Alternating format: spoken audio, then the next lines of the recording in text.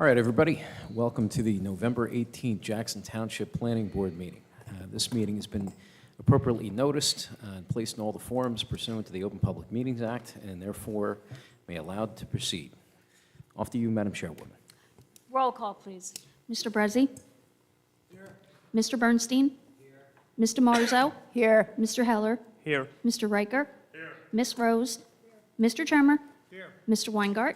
Here. Mr. Wall? Here. Mr. Sullivan? Here. Dr. Campbell? Here. A motion for payment of voucher for recording secretary, please. So moved. Sullivan. Roll call, please. Mr. Brezzi? Yes. Mr. Bernstein? Yes. Mr. Marzo? Yes. Mr. Heller? Yes. Mr. Riker? Yes. Ms. Rose? Yes. Mr. Tremor?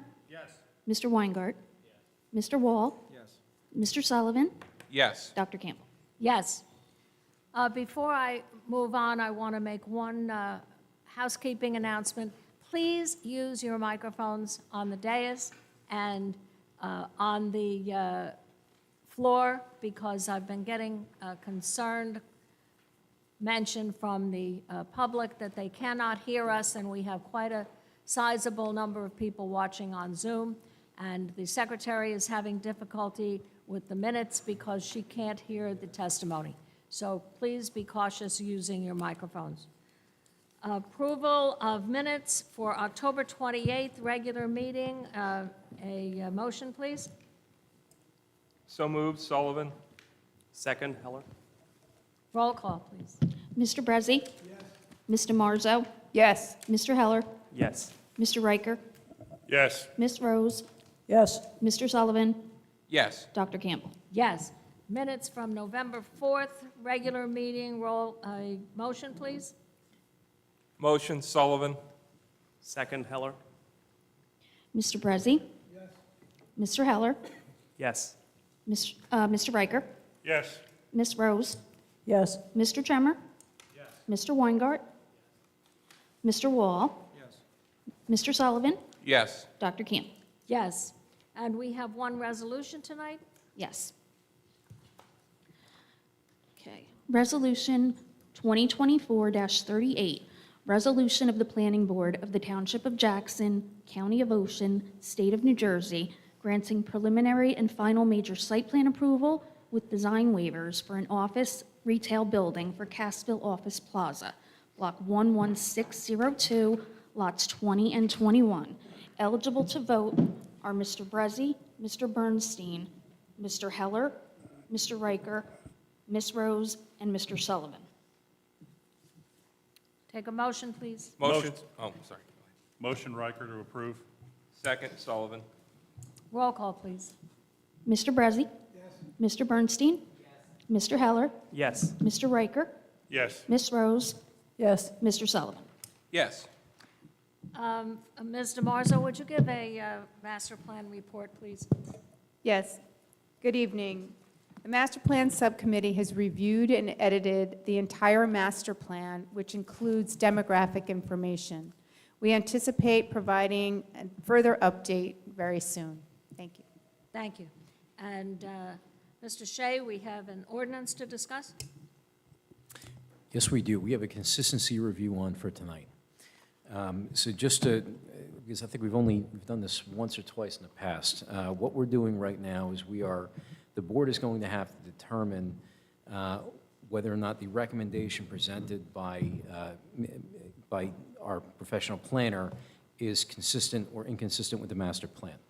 So we're going to hear the testimony presented by Mr. Peters, and then the board can render a determination as to what they believe. And one more thing before Mr. Peters speaks, that this board asked for a very formal review of this by Mr. Peters, which he He did, and it was a yeoman's task, though. Thank you in advance. Go ahead. Thank you, Madam Chair. Our office prepared a memo to the board dated November 13, 2024. I'll take just a few minutes to read it into the record, and if board members have any questions, please feel free. We'll have a discussion about it. Our November 13, 2024 report is regarding the Master Plan Consistency Review of Ordinance Number 3324. So in accordance with the Municipal Land Use Law under NJSA 40:55 D64, the Township Council of the Jackson Township has referred ordinance number 33-24 to this board for review.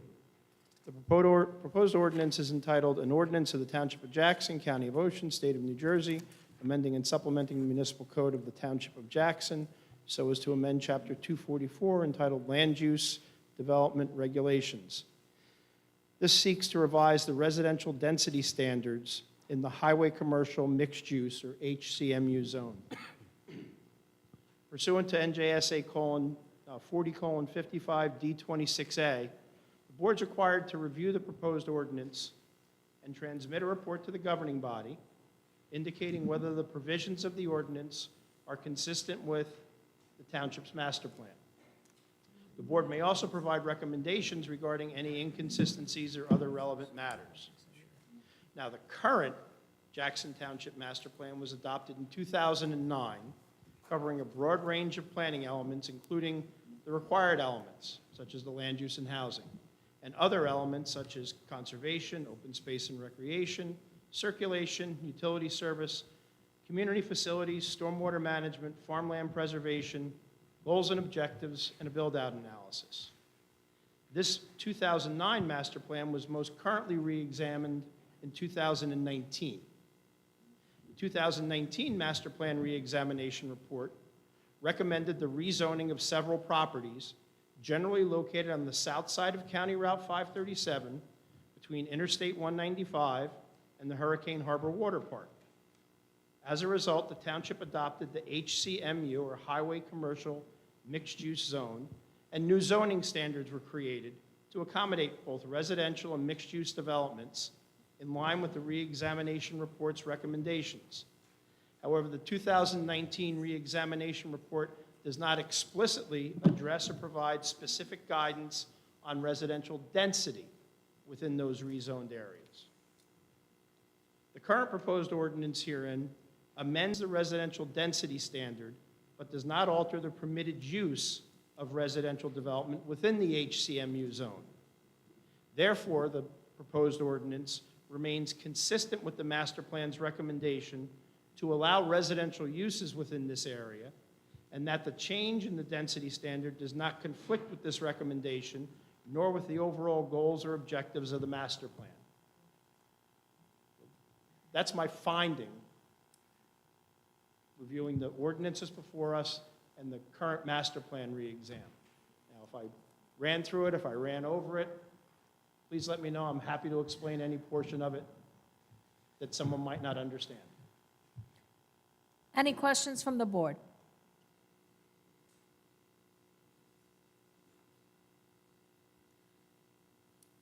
Any recommendation, therefore? A finding that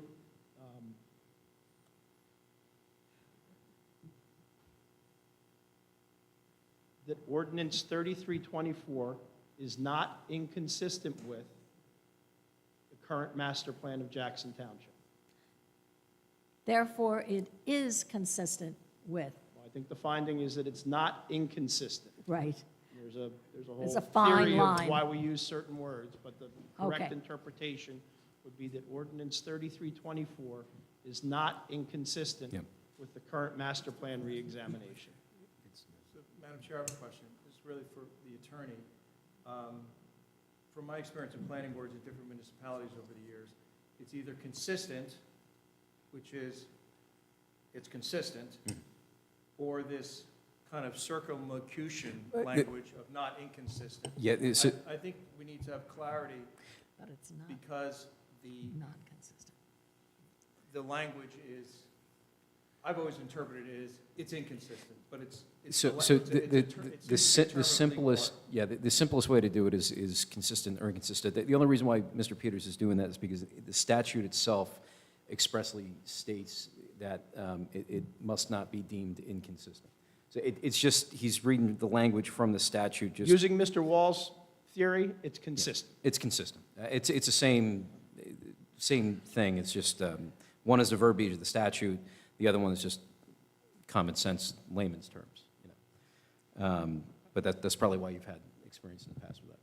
And so the master plan is being reviewed as it is currently. It is currently being reviewed, correct. So I'm just trying to understand the sequencing of this So- process when we're looking at the master plan in December. And So the sequencing is that we are, tomorrow is the, pursuant to statute, we have 35 days to render an opinion once an ordinance is officially transmitted to our board. Tomorrow is the last day of that 35 days. So what happens is that if we do not render an opinion on this tonight, what happens is that we blow past the 35-day statute, it goes back to the, council for the second reading, and basically, it's just, you know, they have they're able to make the vote based upon a majority vote as opposed to a supermajority. So what happens is that if we deem it inconsistent tonight, it requires a supermajority at the council level. If we deem it consistent tonight, it requires a majority level. If we don't make any finding of fact whatsoever and we go past the 35-day time frame, then it just reverts back to majority.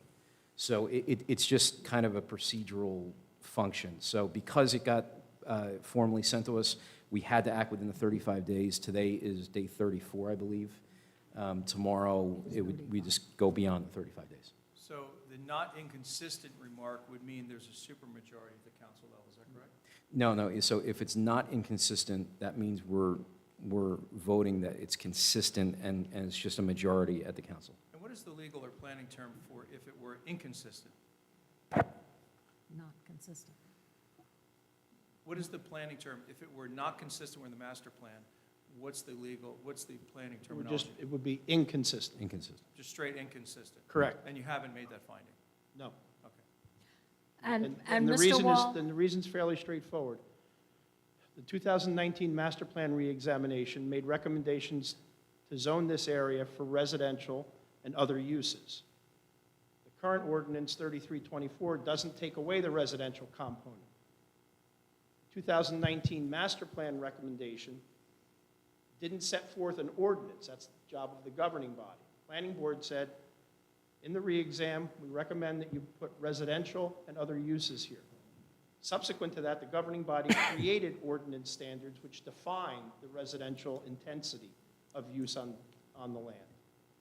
This particular ordinance, 3324 from the governing body, seeks to limit the intensity of that residential use, but does not limit residential use. So in 2019, we recommended that residential be permitted on this property. This ordinance still permits residential on the property in a different form. However, that's not the board's responsibility. The board's responsibility is to compare this ordinance from the governing body to the 2019 master plan. The 2019 master plan clearly states that residential should be considered on the property, which subsequently it was by the governing body adopting the HCMU zone. Ordinance 3324 from the governing body also permits residential in a different form. And Mr. Wall, I have absolutely understand your concern because we are heavy into our new master plan. And yet it has not been passed yet. It hasn't been seen or voted on yet. So we must base this opinion on the 2009 and 2019, what's written and approved. That's right. So we can't say, well, can't we wait a month and just do it anew? We must, because of the statutory time of 35 days, vote on it tonight. And with just one more clarification, are you able to recommend to the governing body to wait until the new master plan is adjudicated or addressed? Is that part of a what is the format of a recommendation? Can you make suggestions as it relates to the timing of the master plan and whether or not the sequencing would be more efficient if the master plan that's being brought up, I think in December, were addressed first, and then the underlying zoning that underpins the master plan Yeah, process no, I got you. May we Yeah. ask Mr. Something that could Peters if be- that's a possibility? Yes, in the second paragraph of our report, we indicate the board may also provide recommendations regarding any inconsistencies or other relevant matters. So to the extent, it's not a secret that the planning board's working on a master plan. However, there's an ordinance that, from a timely perspective, this board has to make a determination at tonight's meeting, or we don't get our voice heard. Madam Chair. Yes, sir. Mr. Riker. So in taking a look at this from my perspective, and I will stand to be corrected by Mr. Wall, Mr. Peters, and the other professionals, it seems to me that council has birthed us a baby, and we have to name it here, whether we like to name it or not, before this date. We're mandated whether we want to. We're not judging the ordinance. Our responsibility is to determine whether or not the ordinance on its face We have to deal with this situation. is consistent with our previous master plan. Our previous master plan recommended residential, didn't recommend intensity, location, we recommended residential. This ordinance, Ordinance 3324, still allows for residential in a different manner.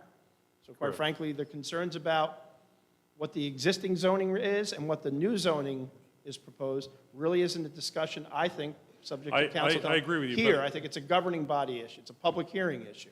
What- Here, we're simply asked to see, is it consistent with the 2019 master plan? And since the 2019 master plan recommended residential, we believe that it is. I agree with you on that. The point that I was trying to make is they set the time constraint. They delivered it to us. We have 35 days to deal with it, and today's the day. So we're forced to make this decision. Yeah, so what happens is that, so we have to make the decision tonight. I have to forward this report to council. I guess I forward to the clerk or whoever's responsible for that. Mary. So pursuant to statute, that's our obligation. If we choose not to make a decision as a board, then what happens, it ends up defaulting to as if we made a determination that it's consistent. So that's the reason why the 35-day time period is statutorily in place to kind of force a planning board, once the official action takes place, for the board to actually render a determination. So we are time constrained because that 35 days ends tomorrow. I mean, it's the 19th. So I'm going to leave to the board and determine what you guys want to do, but it's either tonight or no night. And of course, then we'll be continuing with the master plan project. Correct. And we will address things as needed. And then the council can, again, review. The council is always reviewing an ordinance situation. So this is not written in stone, it's written on paper, and things can always change. So any other discussion on this? Mr. Marza? Mr. Peters, could you just explain a little bit more about the 2019 master plan reexamination? What does that really mean? Because we're going through the master plan right now and we're doing it comprehensive. What's a reexamination? I'm not sure I understand your question, but I'll try to answer it. In 2019, the planning board undertook a general reexamination of the master plan. Okay? Every 10 years it should be done. The last one was in 2009. I think it's different from the scope with which the board is currently working, although I don't have all of the details, but I suspect the one that's being worked on now is much more comprehensive. So in 2009, a comprehensive one was done. In 2019, 10 years later, a more statutory or simplified version of a reexamination report was done. And in that report, there were some findings that included consideration being given to either creating a new zone district, which adds additional uses, including but not limited to residential and mixed use, to those already permitted in the CR1 and HC zones along the west side of Interstate 195. And that appropriate uses in the CR1 zone to consider should include, but not limited to, residential and mixed use. So at some point after this board adopted this reexamination report, the governing body created the actual ordinance for the highway commercial mixed use HCMU zone. We're not here tonight to compare ordinance 3324 to that ordinance. We're here to compare ordinance 3324 to the 2019 master plan re-exam. That's what we're statutorily required to do when the governing body sends something down to the planning board. And so, again, the reason that we find that ordinance 3324 is not inconsistent, parentheses, consistent with the 2019 master plan re-exam is because ordinance 3324 does not propose to remove residential. It appears to attempt to reduce or restrict, but it doesn't take residential out. So we recommended residential in 19. This ordinance also talks about residential. So from that perspective, I think the planning board as master plan stewards would find that this ordinance is consistent with 2019. Someone doesn't like the two ordinances, I think that's the public hearing at the governing body. I think that's really what the question you were asking me was. Any other questions? Sorry, the follow-up question to that, within the consistency determination, are there any suggestions that the board could or should consider as far as a recommendation to the governing body to amend the ordinance in any way? To Well, make it, to have it perhaps in deeper alignment with the current master plan, which is part of the regulation as well? We've made no recommendations. If the board members want to make recommendations, that's fine. I think the standard is it consistent or inconsistent? And that's what our report deals with. If the board in the real world understands that this current planning board's working on a master plan of its own, and you want to include that in your recommendations, that's fair enough. Like I said, I don't think it's a secret. I don't think it's a secret at the governing body level as well. But that's up to the board. From my perspective, my report was meant to determine from a planning perspective, is ordinance 3324 consistent or inconsistent with the most recent master plan reexamination in 2019? Thank you. And Madam Chair, that's where I was driving. It sounds Yeah. like there's two parts. One is simply concurring with the planner's recommendations. We're not planners. So we're essentially kind of assenting to what is put forth by the planner on that. But on the other piece, and I've from different folks, I've talked about, even on this board, the master plan that you're spending countless hours on, and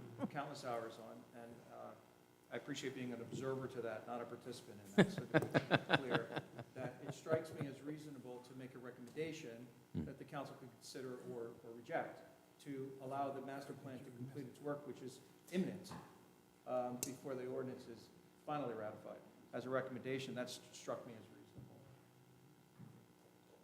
for the board to consider. So what we can do is that if any of the board members have recommendations that they want me to pass forward to council regarding their decision tonight, or any recommendations they have regarding this report, regarding their decision tonight, I mean, I can very easily put that in a memo to the Township Council. Is that what you're recommending, Mr.? Yes, it sounds like the first part is we're Yeah. concurring with the planner's recommendation. He's a Right. professional. And additionally, just out of respect for all the work that the board has done, which is imminently to be addressed and perhaps approved, Right. to pend the ordinance approval until such time, which is happening quickly as I understand it, that the full master plan is going to be realized and approved, and then address the ordinances that would tie to the master plan and have the sequencing correct as far as the timeframe. That's my suggestion to the board, and as part of this document to go forward. Struck me as And I reasonable. agree heartily with you, Mr. Wall. Of course, we know that any recommendation we make to the council would not be binding on our part or their part. Of course, yeah. Yeah. So just so that that's clear. Thank you. Okay? All right. Then I'll seek a motion. I'll make a motion. Mr. Peters, I think you did an excellent report. I do have a memory of the 2009-10 master plan. I do have a memory of the 2019 relook, and why many things were changed on the relook. The master plan from 2009 and 10 was meeting the goals and objectives of it. That's why there wasn't that many changes at that time. That area you're talking of now was always meant to be somewhat commercial and residential, and I think this ordinance helps it keep that to true and control how much density you can have there. And I find what you're saying is, in your words, is totally consistent or not inconsistent, and that I make a motion to approve it. Look for a second. Don't all trip over yourselves. Don't come up with a second. Or we'll be here till tomorrow. And then we'll be too late.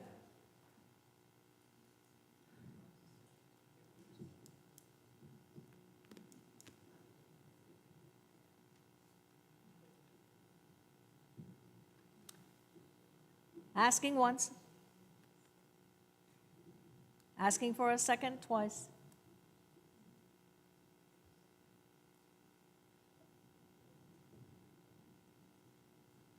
I don't think I can. You cannot second your, yeah. I can step from the chair, which I will, and pass the chair over to Mr. Sullivan, and I'll make a second, only to make this process palatable. I am deeply concerned with the work, the hundreds of hours we are spending on this master plan, and I had hoped that we could move this along without concern, but I would like us to make a recommendation that there be some type of understanding by the council that we are on the edge of making our recommendation for our new master plan, the 2024 master plan, and that we should be able to continue on with that, and certainly we will be highly and deeply concerned about this particular area. So I give my second. Since I have to take the chair on this vote and this vote alone, can we please have a roll call? Discussion, please? Or discussion, Yeah, yes. I'd just like to hear the text of the resolution so we know what we're voting on. Meaning, because there's different variations of what we're talking about. Are we asking for a hold on the ordinance until the master plan process is complete? And if so, what's the motion is what? We're voting on whether the motion is consistent with the master plan, and our advice from our professional is that it is consistent with it. Yes, Yeah. that piece I understand. It's the second piece that I'd like to hear the text of the resolution. Yeah, so Mr. Wall, well, procedurally, let me just say, the only thing the planning board has the authority and power to do in a consistency review is to determine whether it's consistent or inconsistent with the 2009 master plan or 2019 master plan amendment. With that being said, we have the ability of individually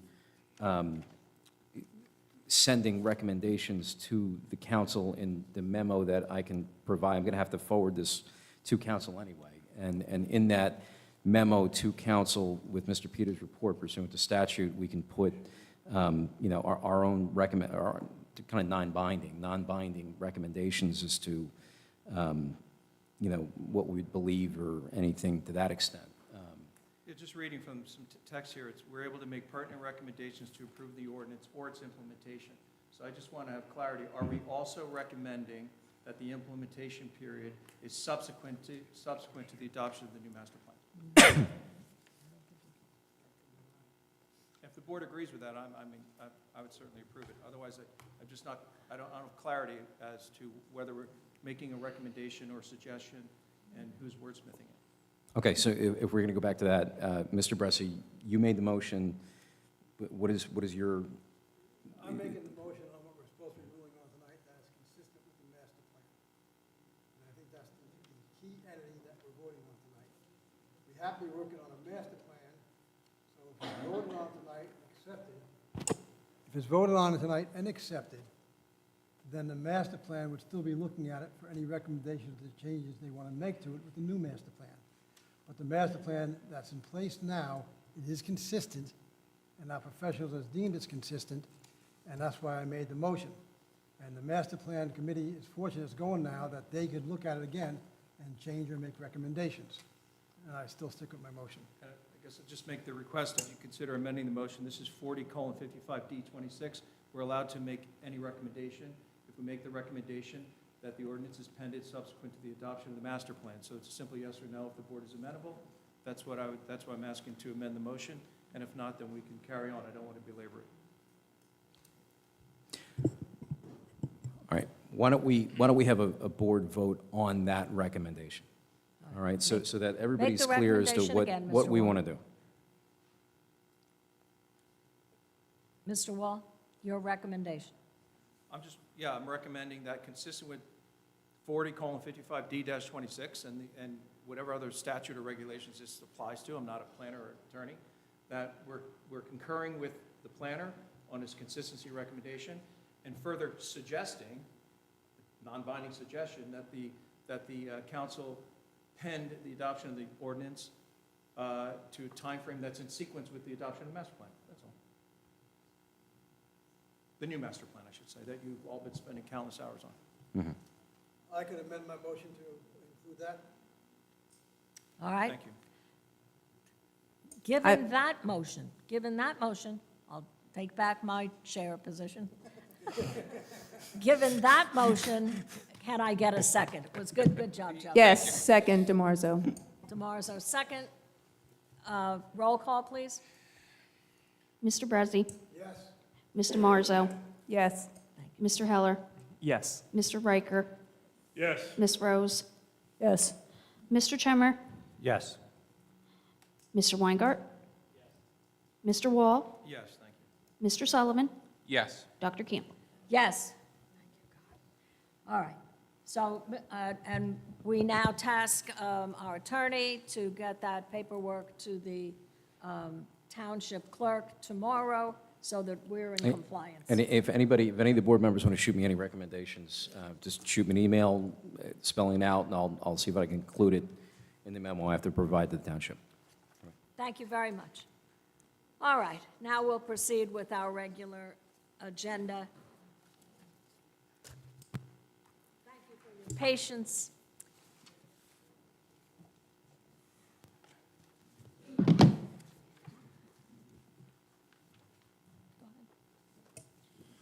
Madam Chair, I'm going to excuse myself due to a conflict that I have with Ms. Jennings. Thank Thank you. Mr. Riker is absenting himself. Good night, all. Good night, thank you.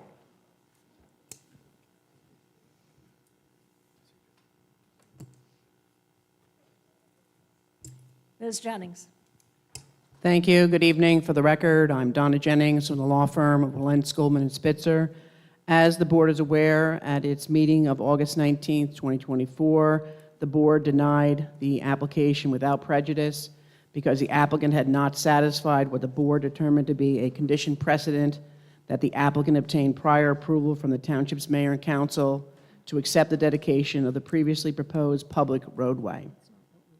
The applicant is seeking reconsideration of that decision because it has modified the application in part to admit the proposal to dedicate the roadway to the township. As will be more thoroughly discussed by the applicant's site engineer, that roadway is now a private driveway that will be incorporated into the proposed Lot C, which is one of the 3 proposed lots. This modification also realigns the subdivision lot lines, provides for cross-access easements to be granted to proposed lots A and B, and revises Lot C's private driveway to provide a perpendicular intersection with the existing Chandler Road for additional traffic safety and efficiency at the entrance to the property. Pursuant to Mackler versus Camden Board of Education 16 NJ 362, this board has the power to reconsider, rehear and revise determinations. Specifically, a rehearing may occur for the purpose of taking new evidence.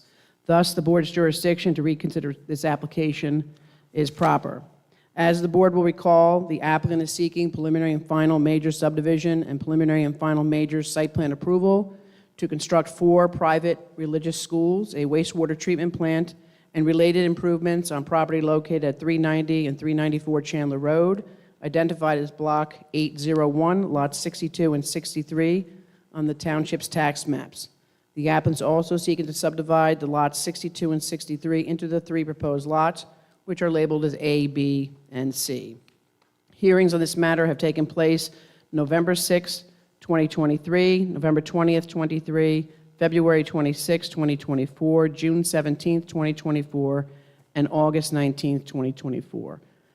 Due to the reconfiguration of the 3 lots and removal of the request to construct a public roadway, the applicant now is also seeking bulk variance relief and a planning variance from Ordinance Section 244-155A and NJSA 4055D-35 respectively, with respect to proposed lots A and B not having frontage upon an improved street.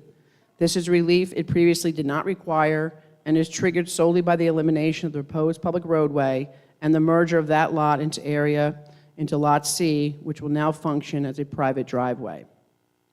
The applicant is also seeking 9 design waivers, as has been previously discussed by the applicant's site engineer. In addition, the applicant notes that if it is deemed necessary, the applicant will also seek bulk variance release from Ordinance Section 244-46D with respect to minimum lot width for proposed Lot C, as called out in Mr. Peters' review letter. However, it is applicant's position that such relief is not needed, and testimony on this issue was previously provided by the applicant's site engineer. The record will show that the proposal satisfies the positive and negative criteria set forth pursuant to Section 70 of the MLUL and the criteria set forth in Section 36 of the MLUL with respect to the planning variance. Seated to my left is Mr. Henry, who testified previously. He's going to be recalled again to describe the changes to the plan, presuming the board first votes on whether or not they'll reconsider this application. And I guess it's just as a matter of record keeping, we are in receipt of 3 additional reports.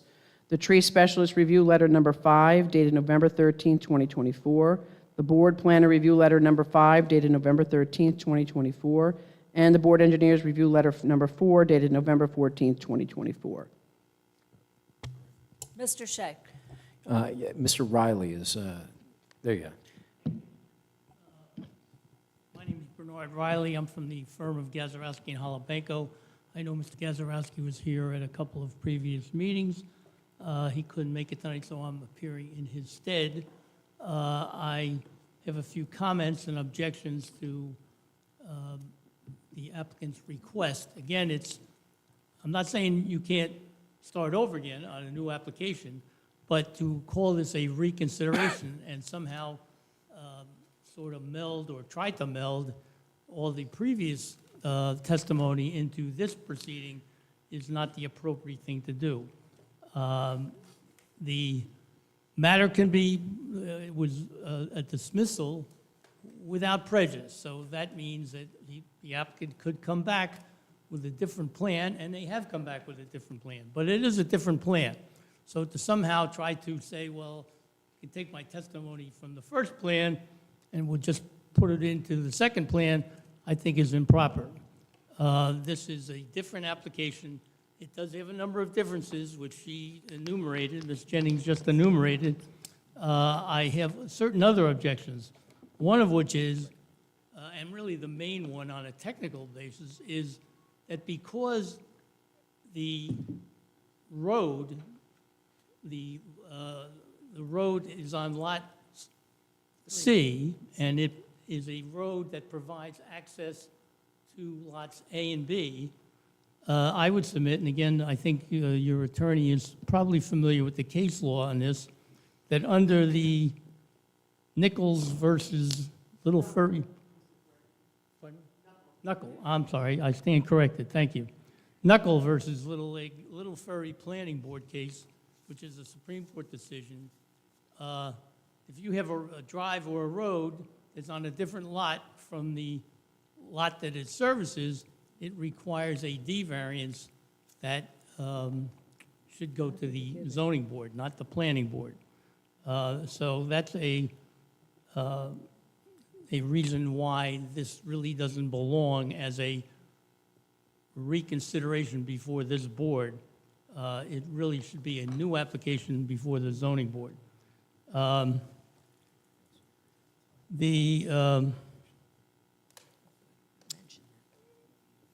As indicated, there were a number of other changes, all of which basically denote it's not the same application, and it should be referred to the planning board now, to the zoning board, on the basis that I just enumerated. So with that, I would defer to counsel, and he can advise the board as to his opinion. Thank you, Mr. Mello. sir. I would actually just, if I could briefly respond. So there is a case called Knuckle versus Little Ferry, which is a Supreme Court decision, but it is factually distinguishable. In that case, a hotel sought an approval, and the only means of access to the hotel was through a driveway on the adjoining gas station auto repair lot. The function of that driveway was for the sole purpose of the hotel, not at all had to do with the auto body shop. That township's ordinance also prohibited two principal uses on a lot. So the court deemed the driveway itself, because it only served the hotel, to be a principal use, and because their ordinance prohibited two principal uses, you needed a D variance.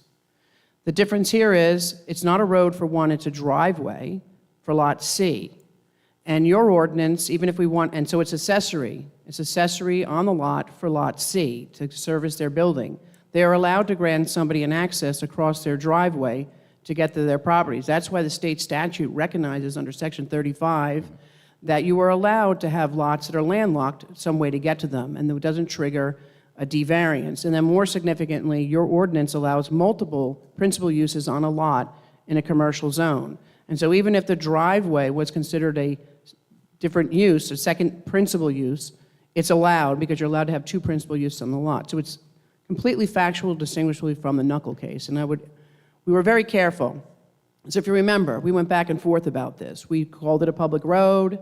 You guys preferred it to be a private road. When we made it a private road, Mr. Peters, and I think he correctly concluded, triggered a need for a D variance when you thought about it because it created a separate and distinct lot, and driveways are not allowed as a principal use under your ordinance. And so, therefore, it was not a permitted use.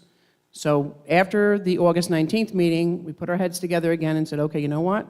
The only way around this is to take that road, make it a driveway on Lot C, and give cross-access easements to lots A and B, but it triggers the need for a variance from your ordinance because you have to have road frontage for really safety purposes. You need to be able to get an emergency vehicle back to those lots. And so you have to demonstrate under Section 36 of the MLUL that you have appropriate and sufficient access. And of course, it's a huge driveway. It really is supposed to be a road, but for all intents and purposes, we're calling it a driveway with cross-access easements to avoid the need to get a D variance from the Zoning Board of Adjustment so that we can stay before this board because we have had 5 hearings about this particular application.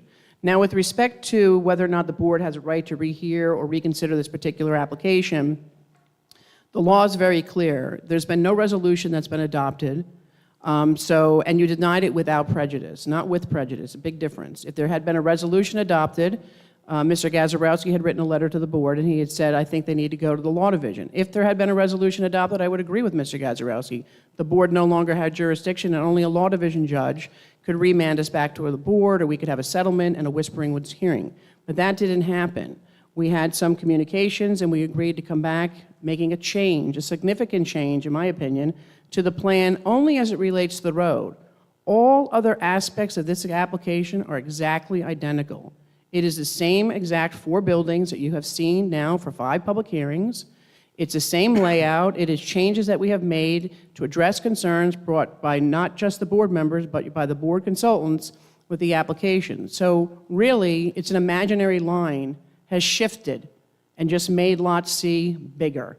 Other than that, and a tweak to the entrance of the driveway to address another concern raised in one of the board consultants' review letters about the site distances on Chandler, we made it perpendicular to alleviate any concerns at that access drive.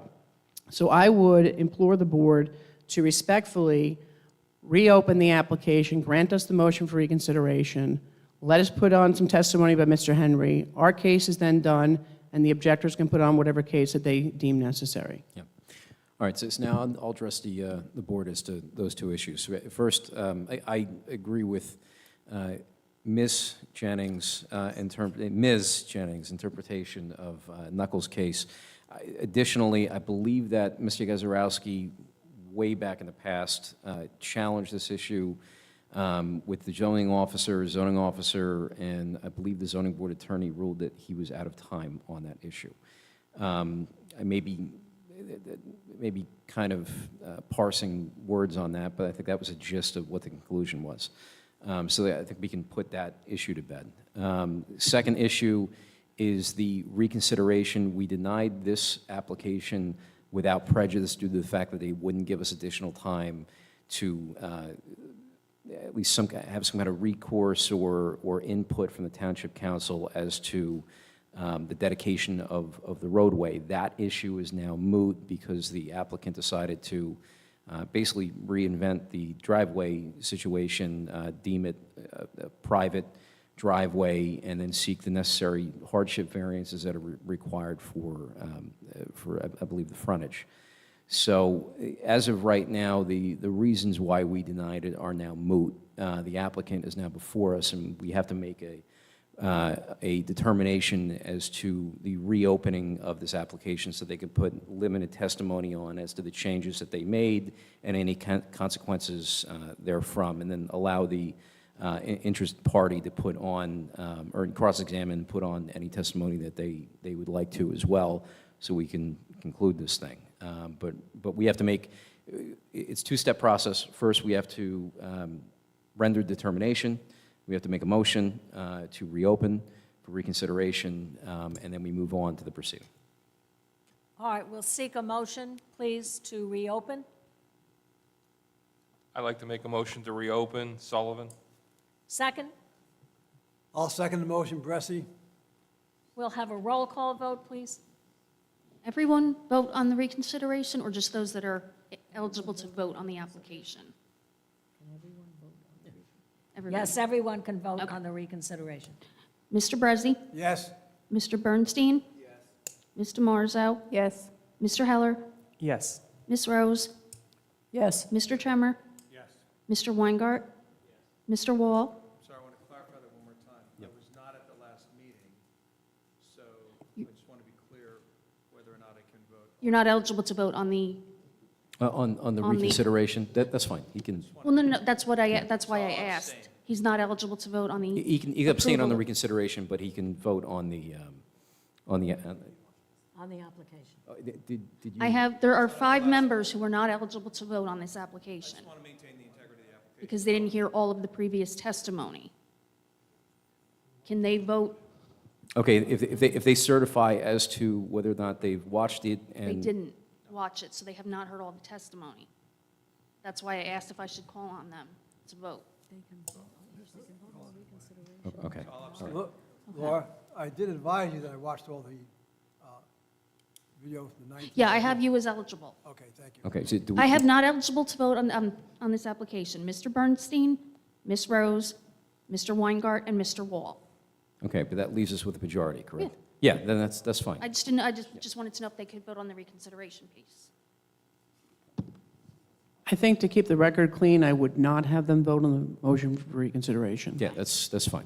Okay, Yeah. just want to start again? So just who we have eligible Okay. to vote on the application, let's have vote for the reconsideration. Okay. Mr. Brezzi, Yes. Mr. Marzo, Mr. Heller, Yes. Yes. Mr. Tremor. Yes. Mr. Sullivan, Yes. Dr. Campbell. Yes. All right, so we're able to go forward now, and we'll go to our professionals? Thank you, Madam, thank you, Madam Chair.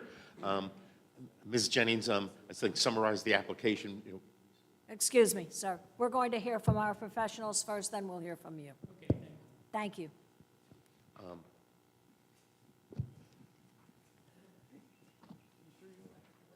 Excuse me, we have some housekeeping going on up here. anyone who will not be voting on this particular application may want to consider staying in case we can move on to another application tonight. However, Given the fact that this may take a couple hours, I'm going to leave it up to the individual board members.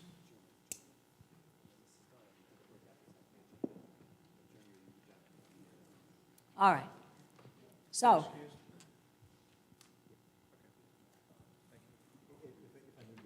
if we need you, we'll call you, but we can probably muddle on. Enjoy your evening. Well, excuse me, sir, but they're not going to be considering this application, so there's no need for you to speak at this time. We're- Hang on. All right, go ahead. Yeah. One is, as I understand, based on your vote, the previous testimony in these various hearings, the 5, that's going to be part of the record. Yes. that correct? So Yes, it's sir. correct. It's all part of the record. This is just a reopening of. Well, given the fact that we didn't even know if this application was going to proceed tonight, we don't have any experts that are here tonight. I was going to, I'm requesting that we be allowed, if you want to go forward with her testimony, they're obviously going to present some more testimony, that's fine. But I would like to be allowed to bring experts at the next meeting so that the record is not closed, that we would. Sir, you have known for weeks that we were moving forward tonight. Well, how did we Weeks. know? You just took a vote. We didn't know you were going to move forward. I Sir, thought there was a motion. we're going to go forward with this Mr. application. Gazarovski was on notice for Weeks. a very long time as to, with that being said, let's see how far we get. And then we'll leave it up to the board as to how we're going to proceed at that point. Well, all right. All right. That's my request out there. That's that fine. we be Thank you, allowed. sir. All right, thank you.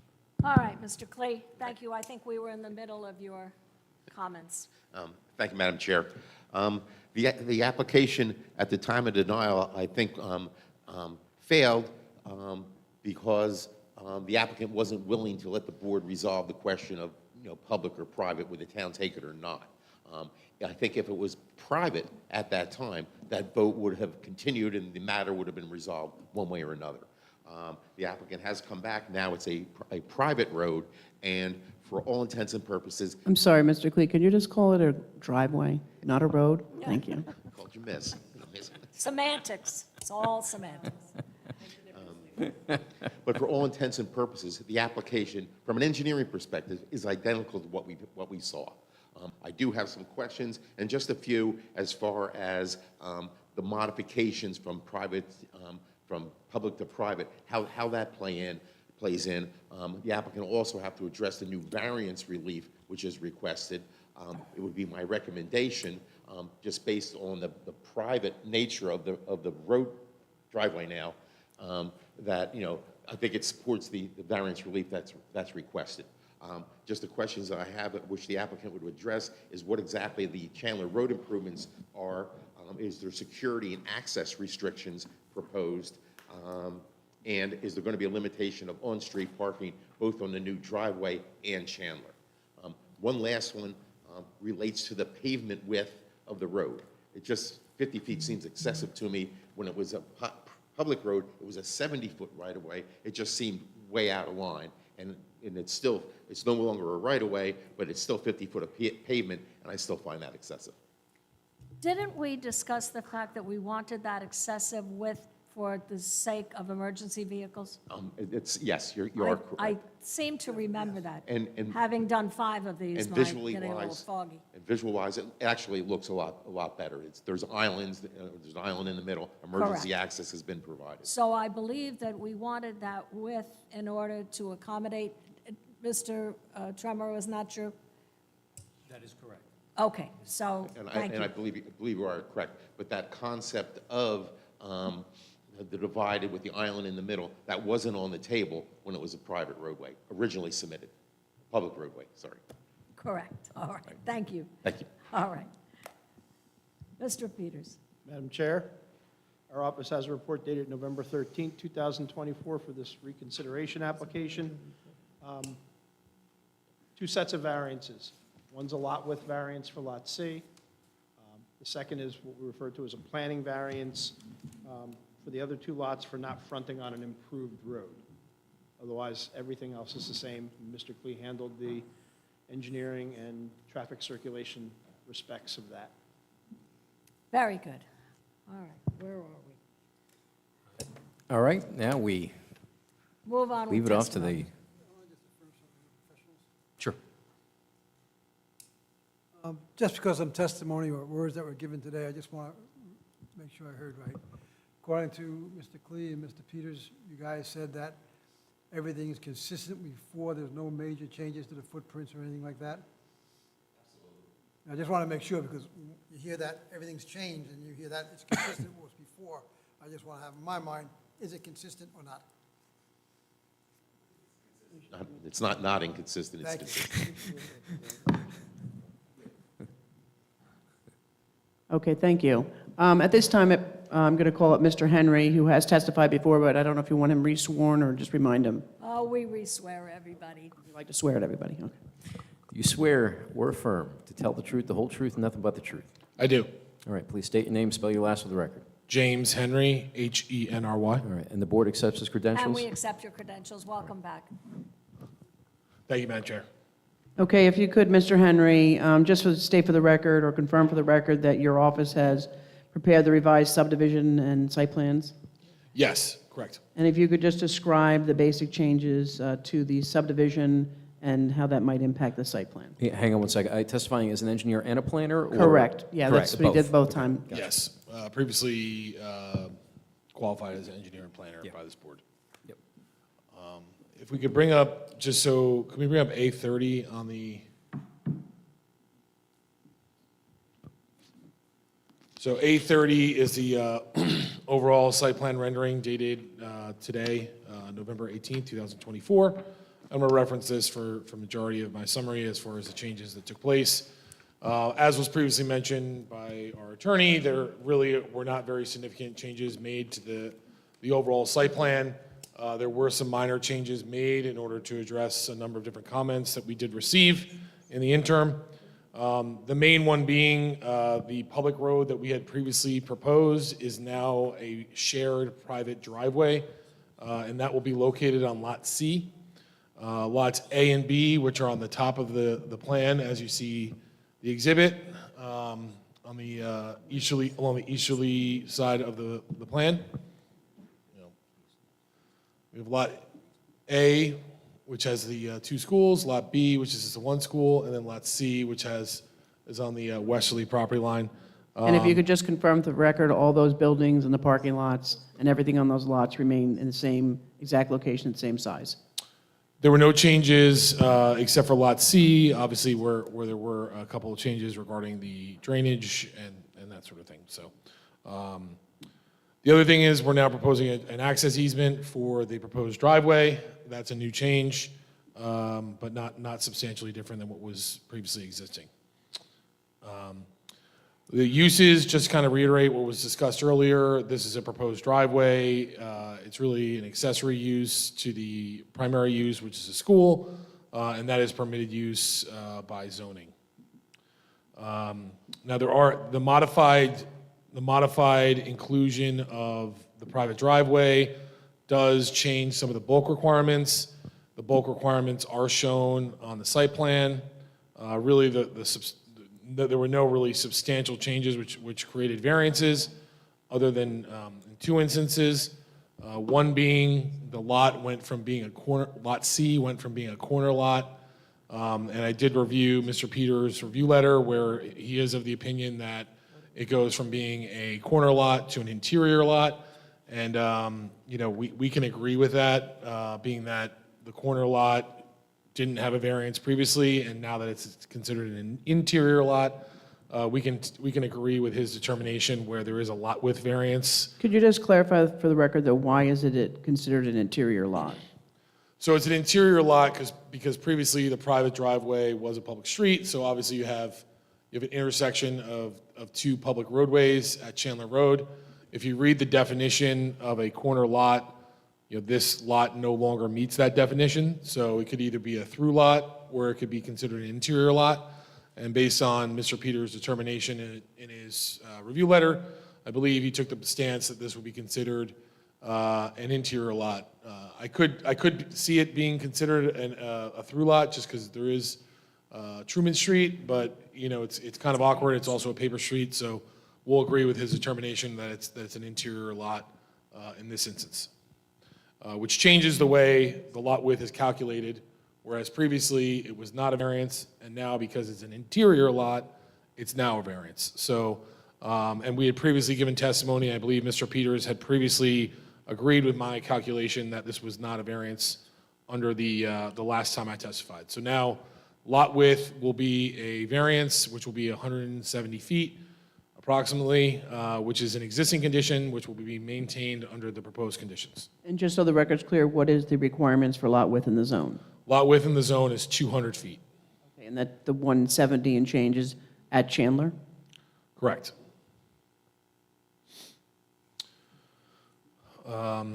There is also, as far as justification for this variance, obviously we reviewed the site plan, wanted to make sure there is proper access to the site.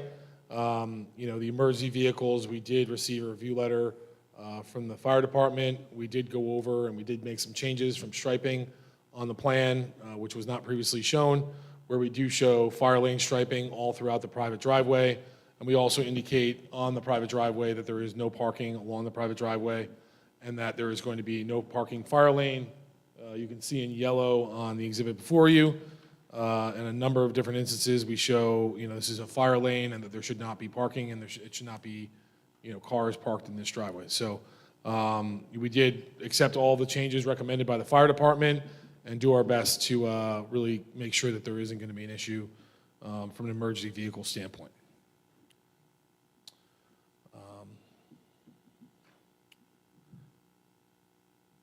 And the last change we made, if you can skip over to A38.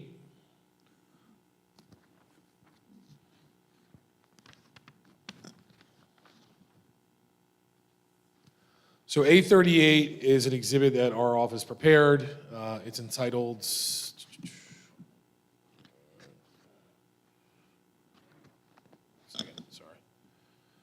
Lot C1, Rev 3, Rev 4 overlay exhibit, dated November 15th.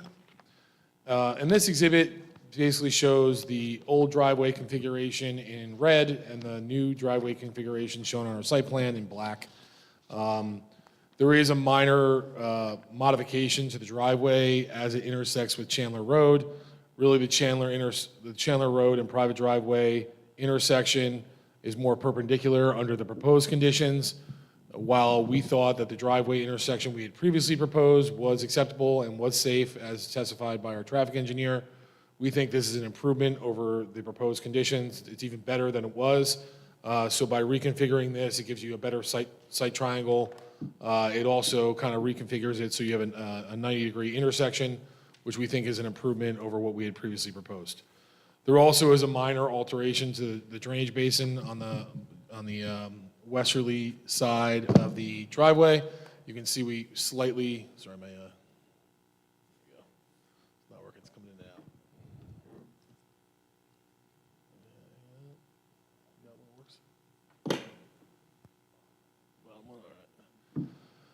All right. You can see there's a minor modification to the drainage plan. We did submit a revised drainage report. Again, we oversized this basin slightly in case something like this happens, where that minor modification to the basin really had no impact. But you can see under the proposed condition that the driveway comes down just as it did before, and then potentially 200-300 feet from the actual intersection with Chandler Road, it kind of makes a left-hand turn and intersects perpendicularly with Chandler Road. The striping that was previously proposed on Chandler Road that our traffic engineer testified to, that all remains the same. It just shifted down. So all that testimony was previously given to the board, and no modification to any of that striping that occurred in Chandler Road really has changed. So overall, there really were not very substantial changes to the plans. It really was just kind of addressing a couple of comments that were issued by the board's professionals as well as the fire department, and then also updating the bulk chart based on the fact that the public road is now a private driveway, and we reconfigured our site plan to accommodate that. One other thing to note, as far as the reconfiguration, so we have 2 variances we do require. One variance we went over in detail was regarding the lot frontage. The second variance is regarding the fact that the lots A and B do have roadway frontage to the east of those sites. However, those roads are unimproved.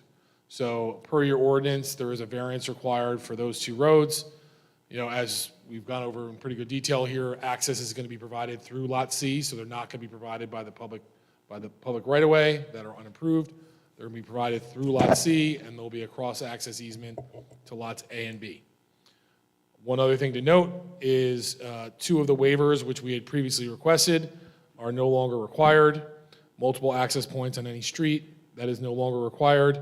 And then parking within the front yard setback on lots A and C is no longer required, since the private driveway is no longer a public road. So just going into the planning, so that's my engineering testimony. I'm not sure if we want to handle that, and then I can go into planning. Let's see if the board has any questions. Mr. Marzo? Where is the access easement?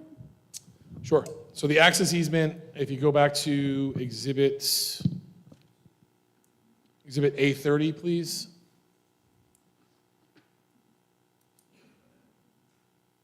And we have reduced copies of this as well, if you would like them. There's a striped area, which kind of goes from a 45-degree angle across the exhibit from the northerly property line, which is the Chandler Road intersection, 45-degree down at an angle, and then curves over to where the cul-de-sac is proposed. I just see some people in the crowd raising their hands. Everybody is going to have a chance to cross-examine, ask any questions that they want of any of these experts again. So don't worry about that. We just have to go through the procedure and the routine in a specific way.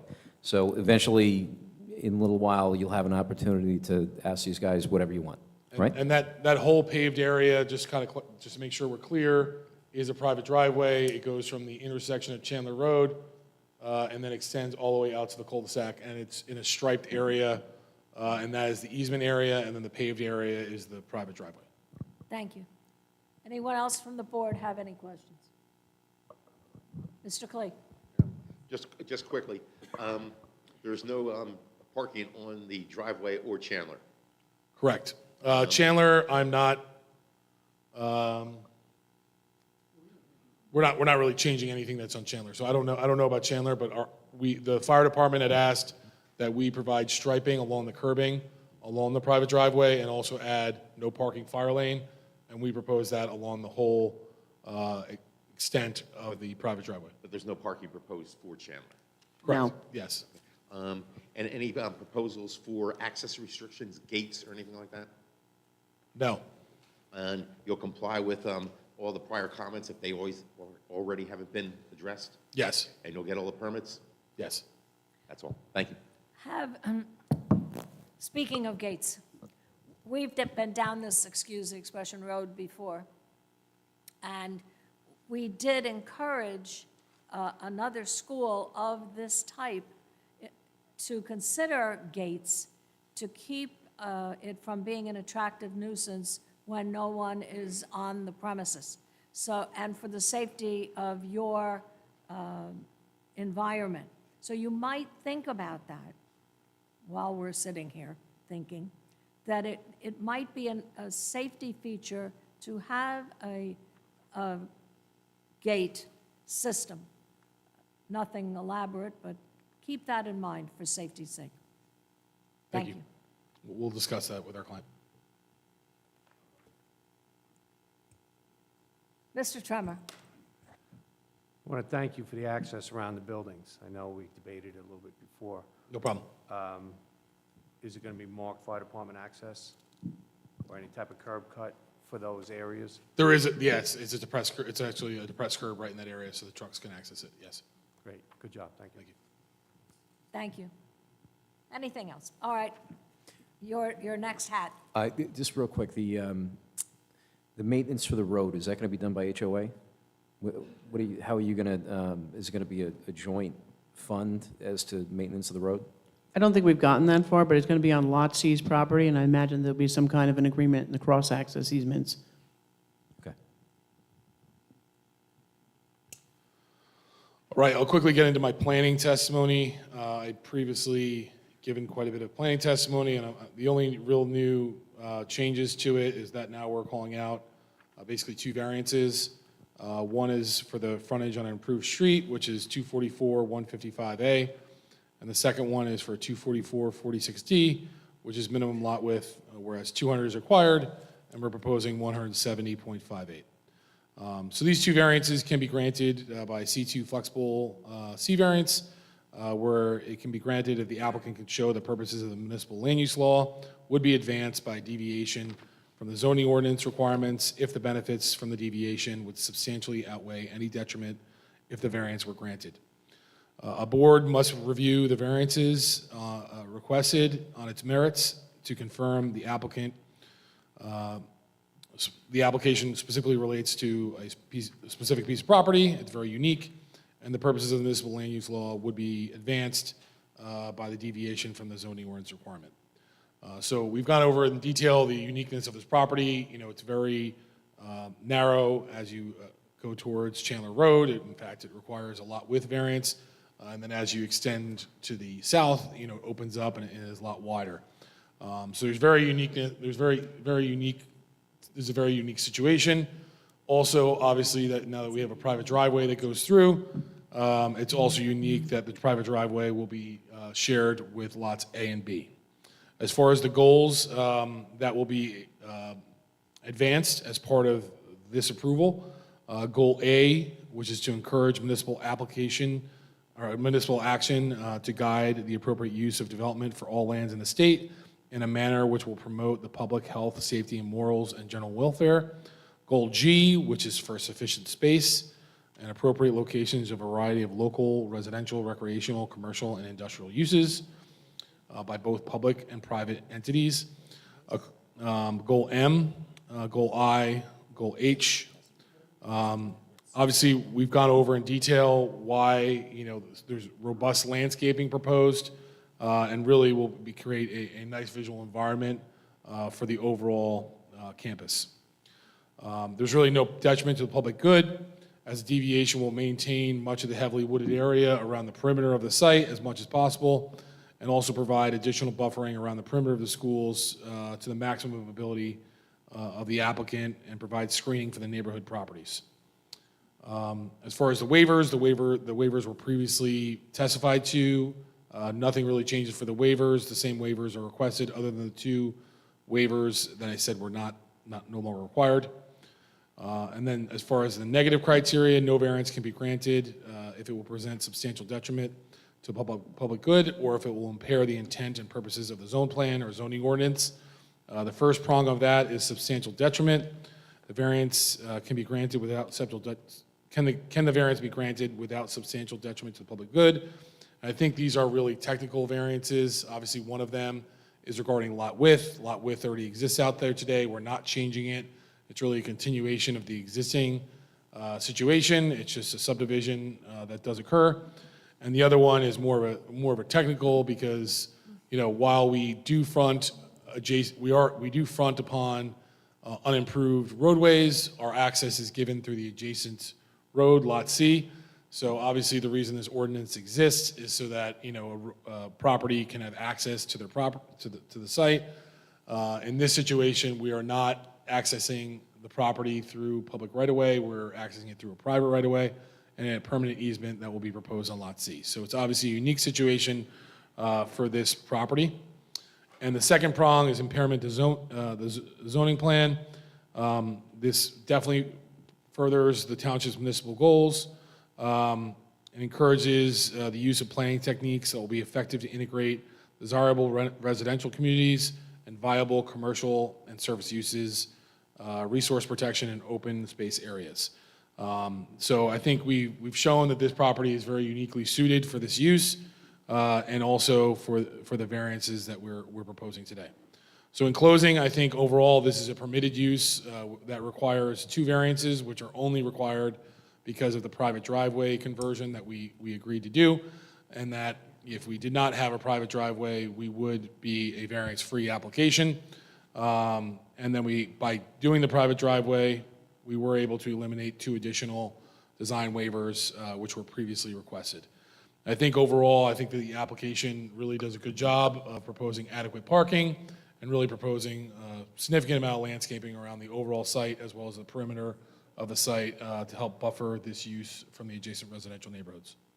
The only thing I needed you to touch on was, even though the ordinance specifically addresses the 2 lots that don't have access to a public road, there's also the state statute, Section 35, which also prohibits a lot from not having frontage on a public road, and it has its own standard for relief, which basically indicates that you can grant it if there's adequate access for firefighting equipment, ambulances, and other emergency vehicles necessary for the protection of health and safety.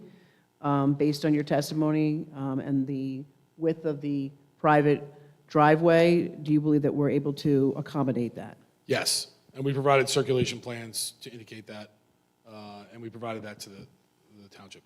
Thank you. Thank you. Mr. Peters, anything from Thank you, Madam Chair. I don't take any exception to the testimony nor the arguments that were made in support of the application. I think the applicant's done a yeoman's job of proving the C variance requirements. From a global perspective, I want the board members to remember this private site now has a private driveway that will be serviced, maintained, owned, operated by a private entity, not the Township of Jackson. Thank you. Thank you. That was the entire point. You're deeming this a C1 hardship variance, right? Or, I'm sorry, C2. C2. C2. Yeah. I would actually say the lot width is a C1 because it's an existing condition. Right.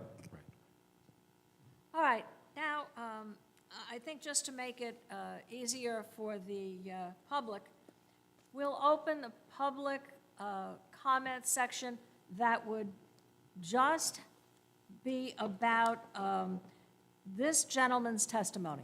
If somebody has a question about the testimony that was just given, not general testimony, not any other kind of testimony, any questions, just questions for this gentleman's testimony.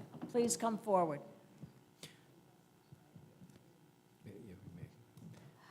Yes, sir. Again, Bernard Riley, appearing for the objector, the Chandler Avenue, Chandler Road Protective Association. And I have a few questions of the... Well, do you want to cross-examine before or after the public? What do you, it's entirely up to you.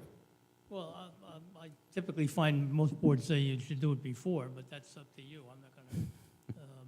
I thought it would give you an opportunity to hear what the rest of the public had to say. I'll defer to whichever way you want it. Thank you. Can I just ask one question? Is there another traffic witness, or is this the only witness you presented? That's the only witness we're going to present. We had a traffic engineer already testify. Thank you, sir. You got it. All right, now. Hi. All right, please raise your right hand. You swear or affirm to tell the truth, the whole truth, and nothing but the truth? I do. All right, please state your name and spell your last of the record. Joseph Lamandella. It's Lamendella. All right, and your address? 23 Hardwick Court, Jackson, New Jersey. And you're not represented by either Mr. Gazarovski or Mr. Riley, correct? No. Okay. Actually, I'm kind of looking for clarification personally. The And public ju- driveway... just, Questions for Okay. that gentleman? yeah, let me just set Well, let me just set the groundwork. So this is cross-examination, this part. What this means is that you guys get to ask the expert that just presented testimony any question you want relative to the plan and the testimony that he just presented. So my question is to them, not to Yeah, you. so directed towards the expert, correct? Okay. Yeah. I'm confused about, I know that she said it's semantics, but it seems like it's more than semantics. The use of the term private driveway versus private road. I'm confused as to why there has to be such a distinction. Are there different requirements for a private road that don't exist on a private driveway? And are those requirements more stringent for a particular reason that provides more protection, more access to the public? I'm just I think confused that's as to- actually a legal question that this witness is not qualified to answer. That is a question you can ask at a general question time. That's not, it has nothing to do with the planner or the engineer. Those are not questions for him. We Oh, I need- thought it was directly to what he said. No. I'm sorry. You're asking for a question about a legal term. What this gentleman is able to answer questions on are engineering and planning terms, what his Well, okay, testimony was. So from an engineering point of view, what would be the extra requirements for a private road? What would that provide? There are different requirements between driveways and private roads within the municipal ordinance. And it's located within the municipal ordinance as far as the requirements for a roadway versus a driveway. All right, I guess I'm done. I'm still confused, but I'm done. Thank you, sir.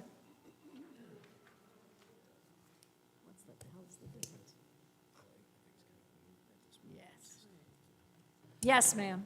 Yes, All right, please raise your right hand. Do you swear or affirm to tell the truth, the whole truth, and nothing but the truth? I do. All right, please state your name and spell your last for the record. Linda Moskowitz, Moskowitz. Ma'am, you can put that microphone down to your voice. That That's would be a better. big help. Yes, thank you. Do I need to repeat anything? No. You're good? Address, ma'am, please. Okay, 4 Hardwick Court, Jackson, New Jersey. All right. Definitely some legal things I don't understand. You said that you had a report from the tree specialists. Are we allowed? Ma'am, this Are is we allowed questions to- oh, I ca- only for the planner Only engineer. for the planner, okay. Thank you. You For can the get to planner. you can ask that question later. We have been down this road before, driveway road, whatever. On Harmony Road, between Jackson Mills and County Line Road, a large development is going in.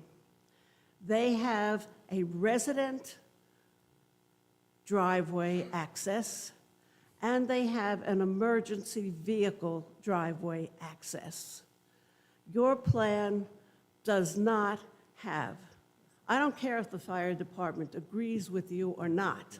I know I followed your yellow lines around and all the rest. It is a trap for 2,500 children. Is there a question? You have to ask a question. Okay, let me get to the question. Why is there no emergency road to protect the children and the staff for this campus? The traffic engineer already testified to that, and that was discussed at length. Later? Ma'am, there was a traffic engineer, I remember you were at the meeting with Oh, the yeah. traffic engineer, and that was the time to ask that question. But we didn't have time to ask the questions. If I recall, the last meeting was abruptly adjourned. Oh, And there was a we had our traffic traffic engineer, he person- spoke before that, ma'am. There was a meeting before that. We've had many meetings, I know. 5 of them, yes, ma'am, this is And my number 6. question is still about the safety of the students and staff on this campus. And I don't see any change except that you have finally agreed that that paved area is now a private driveway. Thank you. Thank you, ma'am. Oh, you got a race. Roberta Ellen, All right. Well, E-L-L-E-N. yeah, hang on. Do you swear or affirm to tell the truth, the whole truth, nothing but the truth? Of course. All right, and please state your name, spell your last for the record. 8 Carlisle Drive, Jackson, New Jersey. My Ma'am, question, no, if yeah, you yeah. would move that microphone down closer to your Yeah. face, the people at home can hear you. Just state your name and spell your last for the record. Roberta Ellen, E-L-L-E-N, 8 Carlisle Drive, Jackson, New Jersey. I see that the access road onto Chandler Road has been expanded. But when the buses leave, are they going to be required to make a right turn? Because if they start making a left turn and you have cars coming in from the left, it's going to be a traffic nightmare. If the engineer can answer that question, There was a traffic engineer that already testified. We did provide a site plan showing adequate circulation that the board engineer reviewed, so. So the buses coming out, these big buses coming out, are going to be able to make a left turn onto Chandler while we have cars coming in and down the street. Is that what you're saying? That's my understanding, but that's, that's really a traffic Yeah, question. I think the if traffic anything. engineer should be fired. Thank you.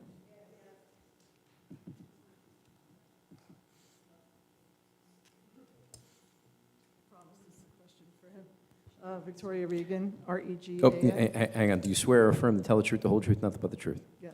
All right, state your name, spell your last for the record.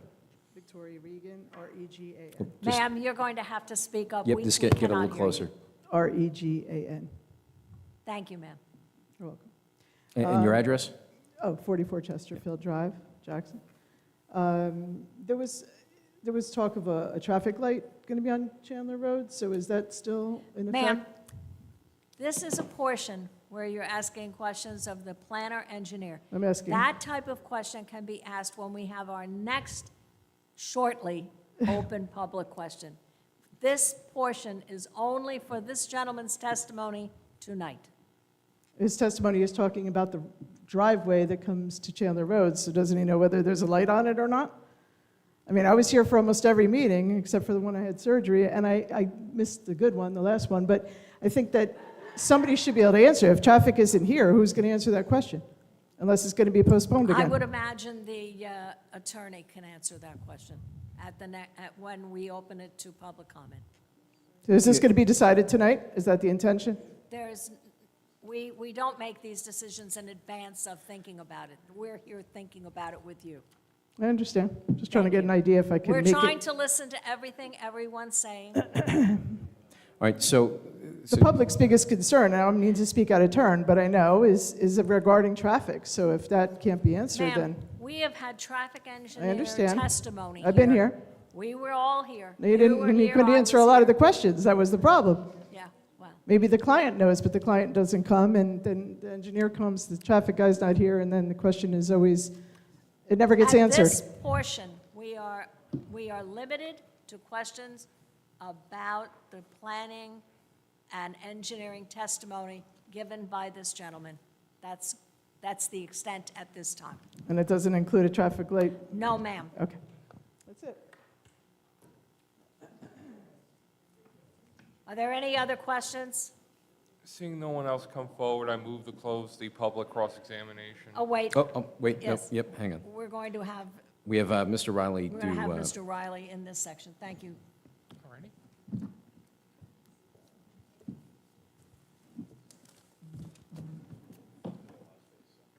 Mr. Henry, could we just briefly enumerate again all? Mr. Riley, if could you you could just. please use the microphone? Yes, Thank you. sorry. Could we just briefly again enumerate all the changes between the plan that was there, the previous plan, and the one now? I believe, and if I miss one, because you went over them quickly, there was a change in the road. It's now a private driveway as opposed to a public driveway. Is that correct? It was a public road, and now it's a private driveway. Okay, did the width of that road change from the previous plan? It was reconfigured.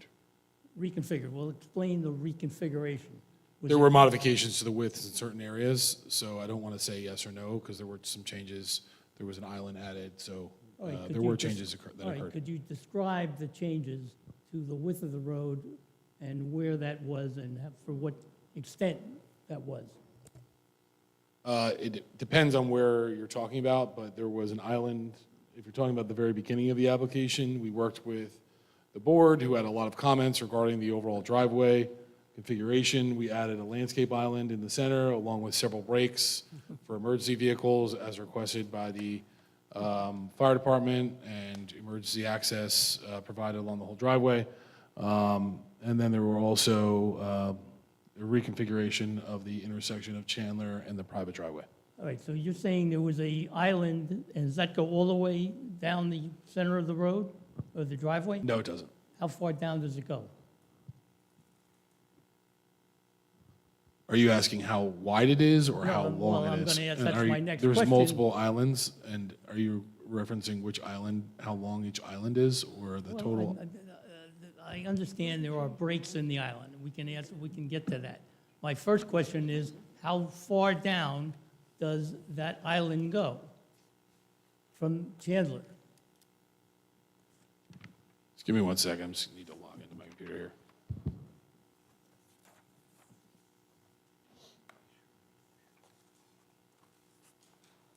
Weeks, weeks, weeks.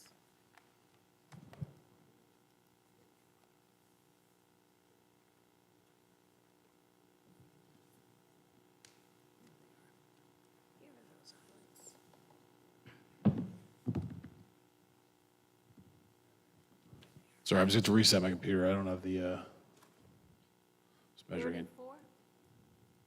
I think the islands are on 34 on my plans.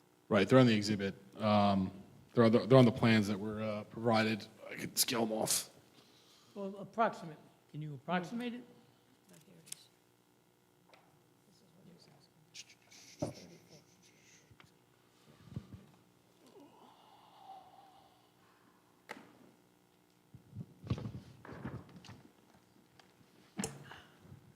Anthony, if you can go to page 34 of that PDF, if possible.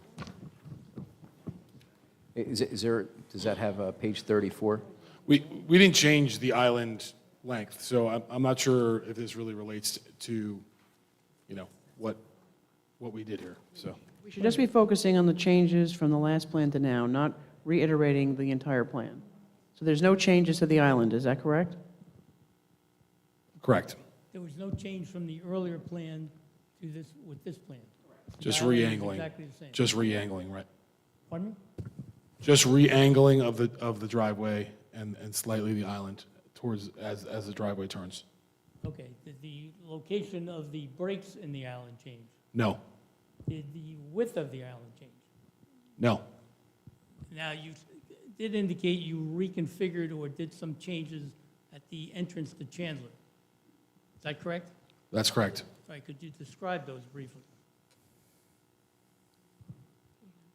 It was just re-angled roughly 10 or 15 feet, shifted to the northwest.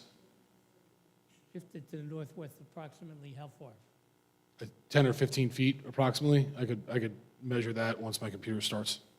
Now, is there any kind of turning lanes at that intersection as it's now Sir, configured? if you could use the microphone, we're I'm sorry. recording. Thank you. Are there, And Ms. Morrison, can you give him yeah. Mr. Riley, if you could use the microphone, that would be, Are there turning lanes in that reconfigured entrance exit? Yes, And are they new or were they there before? they were there before. And did they change the size or anything like that? No, So they were just relocated? yes.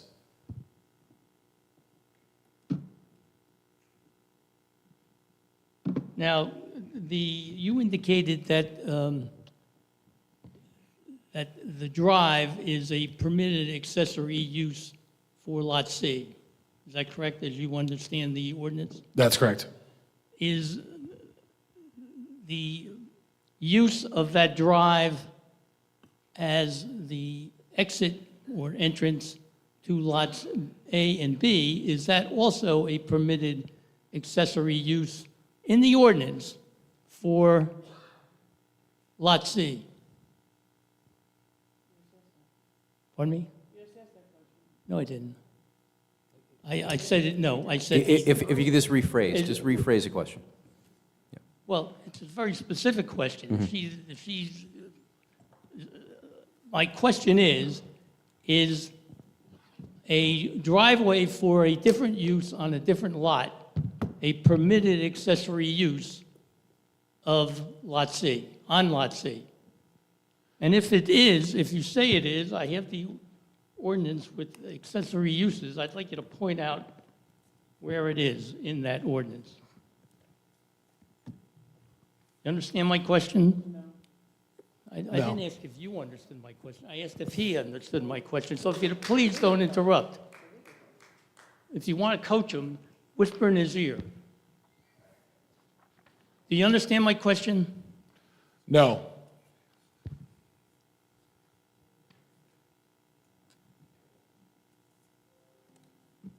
Well, I'll show you the permitted accessory uses for R3. It's on this page of the ordinance. And I would ask you to point out on that where it says that a driveway for a different lot and a different use is a permitted accessory use for Lot C. Well, I think it's really a legal question, and when you look at Well, permitted accessory uses, B11 says any customary accessory uses, buildings or structures which are clearly incidental to the principal use and building, and we told you that the private driveway on Lot C is accessory to the principal use, the building on Lot C. So that Right. is a customary accessory use on Lot C. Ms. Jennings, let's let if the engineer has an answer, good. If he doesn't, then we can address that.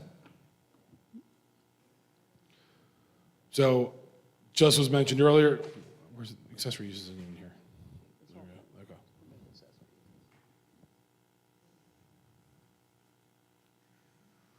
Where's the customary?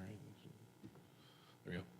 Number 11 on the sheet you provided, it says other customary accessory uses, building structures that are clearly incidental to the principal use and building. Well, you indicated in your testimony just a few moments ago that this was a unique, quote-unquote, situation. Unique doesn't fit into customary. If it was customary, it wouldn't be unique. So it's not customary to have driveways or access ways to other uses on other lots on Lot C, is it? I've done hundreds of site plan applications, hundreds. On almost every one of my applications, there are uses that connect to other uses through other driveways. Like almost every single site plan I do, there is a shared driveway between uses, between site plans, between lots. I would say that's customary, and it's consistent with almost every approval I've done.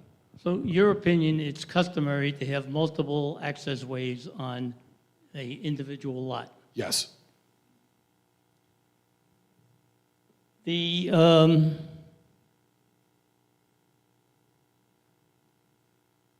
you indicated there was a change to the private drainage way, or the private drainage basin up near the top Chandler Avenue area. Yes. All right, could you describe a bit more detail what the change is? You indicated it was minor, but you didn't really describe it. It was slightly reduced at the northeasterly corner of the basin. When you say slightly reduced, can you give me some more specifics? I don't have the square footage off the top of my head. You know what the do you have a percentage of what it was, the reduction was? I don't.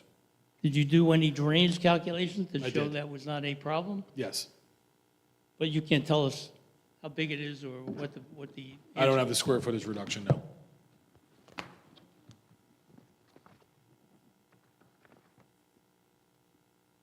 Now, the driveway or access way, is that designed to meet municipal standards as far as pavement, the pavement, the foundations of the pavement, et cetera?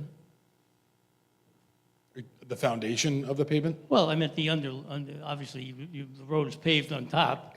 There's under paving and so forth. Is this designed and construct, or intended to be constructed to municipal standards for a public road. Not for a public, it's for a public road, it's not a public road, it's a I driveway. understand it's not a, it's a private way of some sort. My question is it designed to municipal standards for a For a road? for a driveway? It's For a designed, road. it's designed for a driveway. Okay, so it's not designed to municipal standards for what would be a public road, correct? It's designed as a driveway. Okay, what's the difference? What are the things that were not done that would have been required for a public road, a municipal road? I'm assuming the municipal road has, actually, I'm not assuming, I know there are specific ordinance requirements in the ordinance as far as what needs to happen for a municipal road, whereas there's separate driveway requirements that are broken out for a driveway.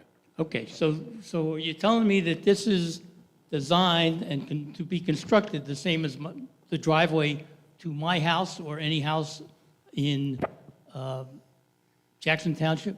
Same type of construction, same degree of paving depth and so forth? Is that what you're telling me? No.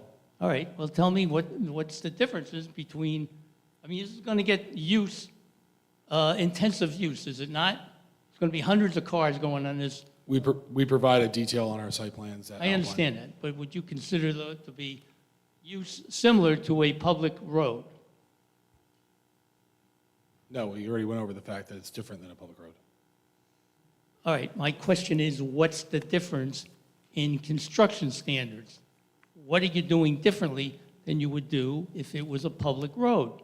I haven't really outlined what the public road requirements are. I'm assuming it's outlined in the ordinance, and maybe the municipal engineer can answer Well, that. but you I'm designed not- this, You gonna let me finish? did you engineer this road? Are you gonna let me finish, or are you gonna cut me off? Well, Let one at you a time, finish. one at a time. Go ahead, finish. There's municipal requirements in the ordinance, and there's also driveway requirements in the ordinance, and we meet the driveway requirements in the ordinance. And then as far as the depth of pavement, there is a detail on our site plan that shows the depth of pavement. Okay, and does that meet the standards for a municipal road?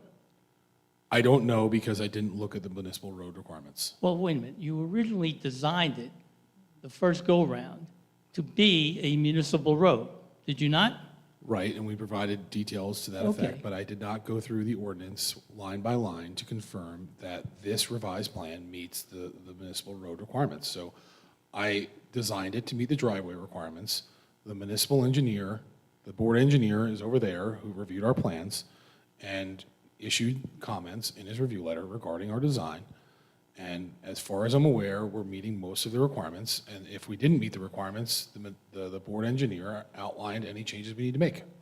Okay, so you're telling me, and correct me if I'm wrong, that you only engineered this to meet the standards of one for a driveway, which would be similar to the standards of a driveway going to a house. Is that what you're telling me?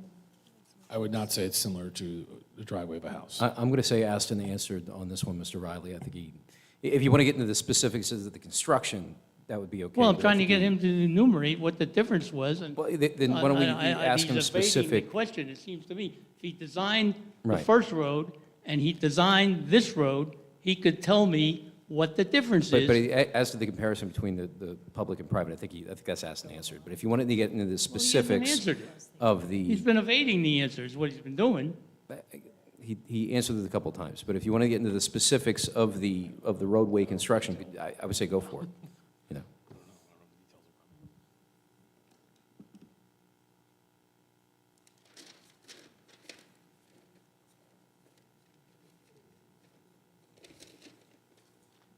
Now, did you attempt to engineer an alternate access? Instead, a second emergency access? Did you attempt to engineer one? Are you talking about at a certain point when we first Yes. looked at the site? Yes. We looked at any ways to access the site, sure. And were you able to find a second way in and out for emergency vehicles? Once we designed the site and knew the site constraints, we were unable to do that. Now, I take it you're indicating that the width of the road was widened, so to speak, and that provides sufficient emergency vehicle access. Is that your engineering testimony? That is, can you repeat the question?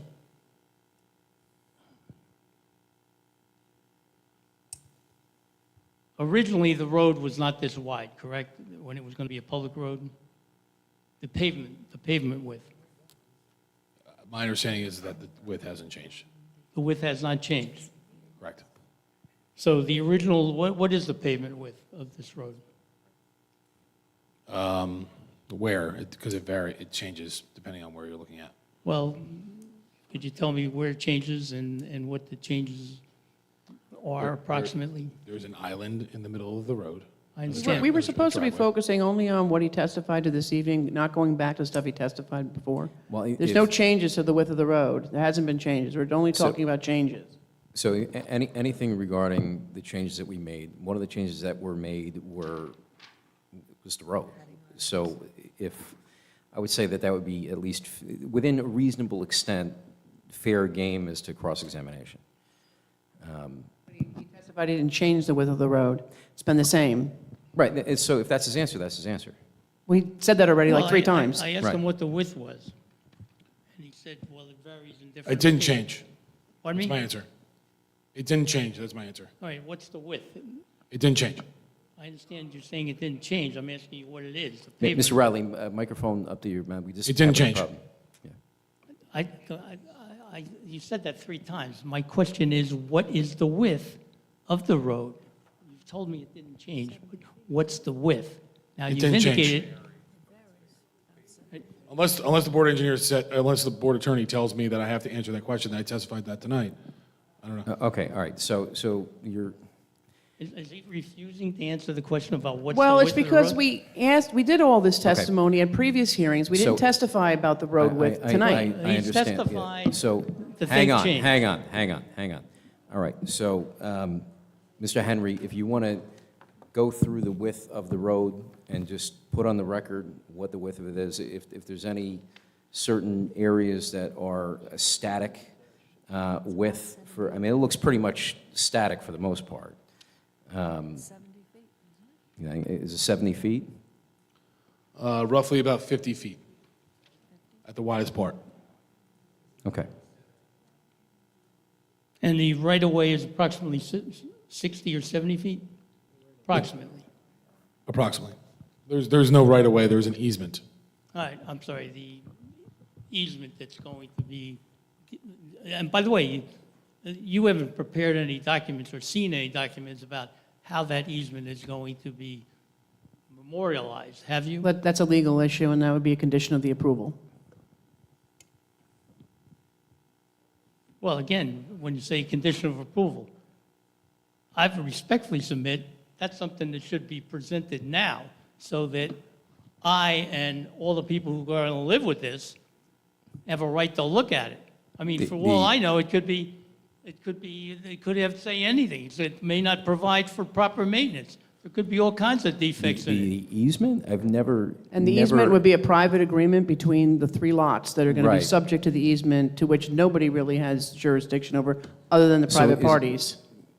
Right, so because of the fact that these are private individuals, the easement would be a private agreement between the individuals, but that would be something that would be addressed in resolution compliance as long as the applicant agrees to the condition of the approval. In all honesty, I've never seen an applicant submit an easement for board consideration prior to approval. I'm just being blunt with you, Mr. Riley, Well, that's fine. Bluntness is fine. But I can say I have, because it frankly is an issue about funding, who's going to be able to do it, or is there going to be money, or is there going to be arguments? How would arguments be settled? There's all kinds of issues that can arise. Those, again, would be Mr. private. Mr. Riley, we've discussed this at many meetings. We have discussed the easement situation at least 3 meetings. So we have been over this groundwork many times in the last 5 meetings.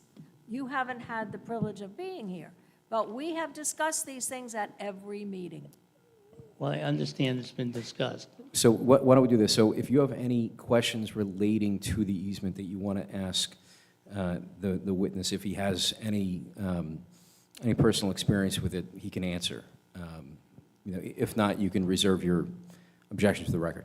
All right, I'll just reserve my objection for the record. Okay, I have no other questions. Thank you. Okay. Thank you, sir. I Any make a other- motion to close the cross-examination. Excuse me, hang on, ma'am. hang on. You have a question for this man? Yes, I do. Okay.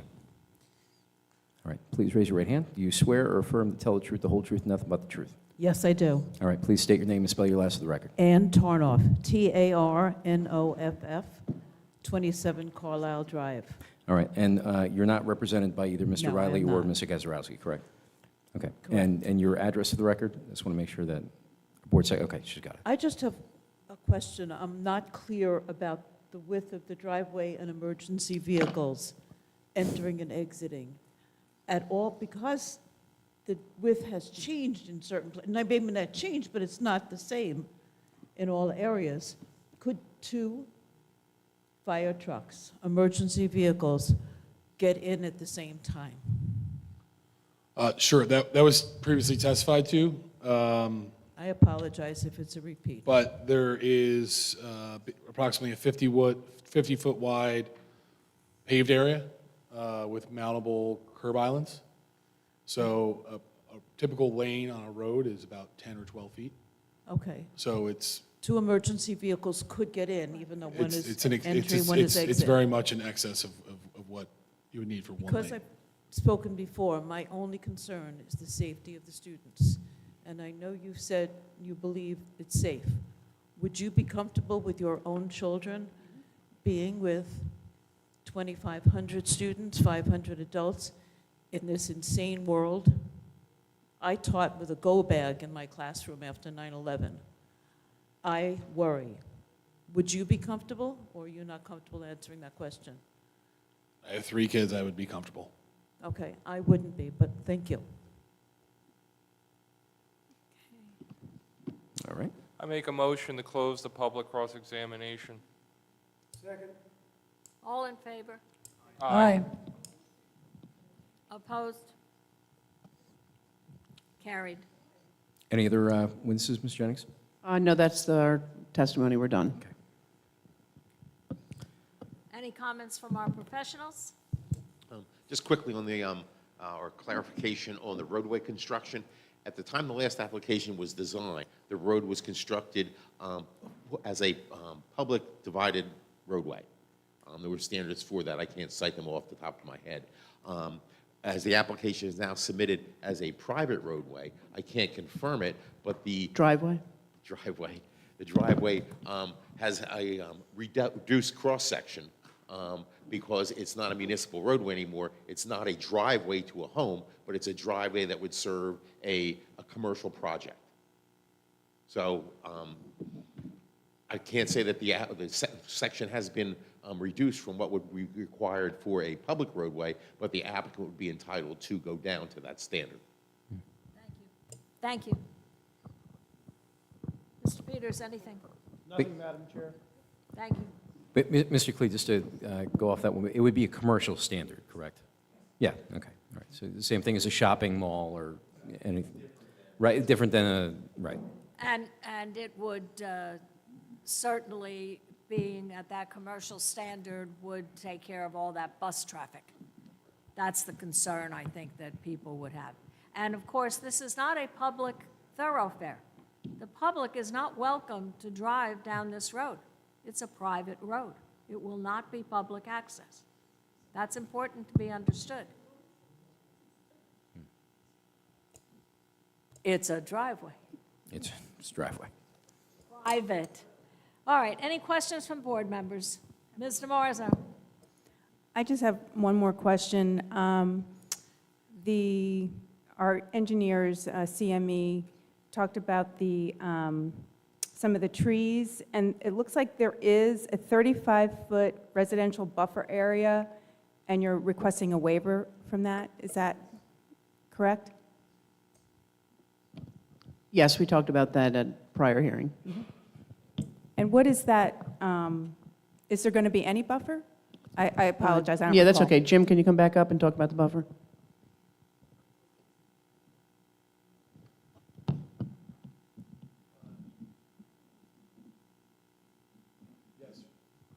Yes, there's going to be, there is a buffer as shown on the exhibit before you. You can see there's a number of trees provided, specifically anywhere near the adjacent residential. I believe the reason that we don't comply is that there are a number of facilities that are not permitted within the buffer area. And then so that's why we don't comply, but we landscape that area very heavily. Thank you.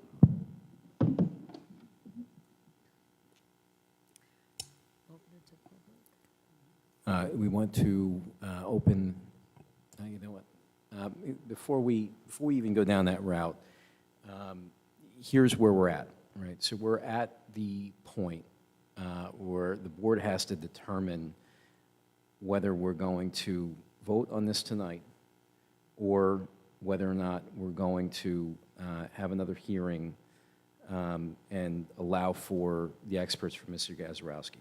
All right. Just as way of background, Mr. Gazarovski was put on notice back in, I believe it was early September by me as to this date, and then additional notices through Ms. Jennings and myself as well. I believe that Mr. Gazarovski has a traffic engineer by the way of Lee Klein retained. I don't have the retainer. I've never seen the retainer. With that being said, I've talked to Mr. Klein, so I do have verbal confirmation from him that he was retained for this. As to a planner or engineer, I don't have any confirmation from maybe Mr. Riley can give me more details, but as a planner and engineer, I don't have any confirmation from Mr. Gazarovski as to whether or not he has one or he's even retained one. So I think kind of the threshold issue that we have right now is the board's got to make a determination as to whether or not we want to deem this basically completed for failure of the interested parties' experts to appear based upon reasonable notice, or push it off to one more night and allow them to present whatever witnesses that they have within a reasonable time, right? And we can get into that if need be, but the case law on this is based upon a reasonable notice to the interested party. So my determination on this would be, I mean, over 2 months ago, I put Mr. Gazarovski on notice that this was going to be the date. We didn't hear from him as to the experts being unavailable until I believe it was 10 days ago, something to that effect. I forget the exact date. But during that period of time, we were under the belief that tonight would be the conclusion, and we pretty much devoted the entirety of tonight's board meeting to this one application. So I'll let Mr. Riley be heard on this, but the board has got to make a decision as to what we want to do. I'll be brief. We have two experts. Mr. Klein is a traffic engineer, and... Well, Mr. Klein is a traffic engineer. Correct. Yeah. And Mr. Gemma, Gordon Gemma, is our proposed planner. Mm-hmm. And actually, Mr. Gemma is in Europe today, couldn't have come no matter what. Mr. Klein has another engagement tonight. Be that as it may, I would say, yes, there was an indication some time ago to Mr. Gazarovski that this was going to be under consideration for purposes of deciding whether you were going to allow a reconsideration. That was the issue. I put Mr. Gazarovski on notice that tonight would be the reconsideration, as well as if the reconsideration was passed, a continuation of the hearing. Well, So yeah, if the consideration passed, whether or not it was going to pass is an open question. I would note, secondly, that the board engineer and planner, both of them just submitted their review letters of this new plan a few days ago. I believe one came in Friday to us, Right. and the other came in Wednesday. That's a fair last point. week. That's a fair point. It's a very fair point. There was no review letter. So we were under the impression that there would be whether you're going to go forward on a reconsideration or not. That's not a definite, it's like bing, bang, boom, you were going to reconsider it. So, yeah, we didn't have the experts, we couldn't get them. So, yes, there's a question of reasonableness. This thing, as I understand, has been going on a pretty long period of time, not because of the objectors or because we were delaying it, it's because the applicant of their position and storming out of the hearing. So to now, at this point, say, okay, you don't have your experts here because they can't show up and we're going to cut you off. You can do it, but I've been doing this a while. I would dare say it'll be back to you. Well, that's why I'm raising it. I want to make sure that the board is aware that, we don't have an appealable issue on our hands. That's why I'm addressing it So- in the manner that I am. Mr. Riley, I want to ask you. Yes. You were not here at our other 5 meetings. No. Mr. Gazarovski has a firm. I am going to assume that the other gentlemen who could not be here tonight have firms. They could have sent someone else. We have been doing this for months. You had notice months ago. We have schedules. We have, excuse me, ma'am. I am speaking. You have an opportunity to speak when I am finished.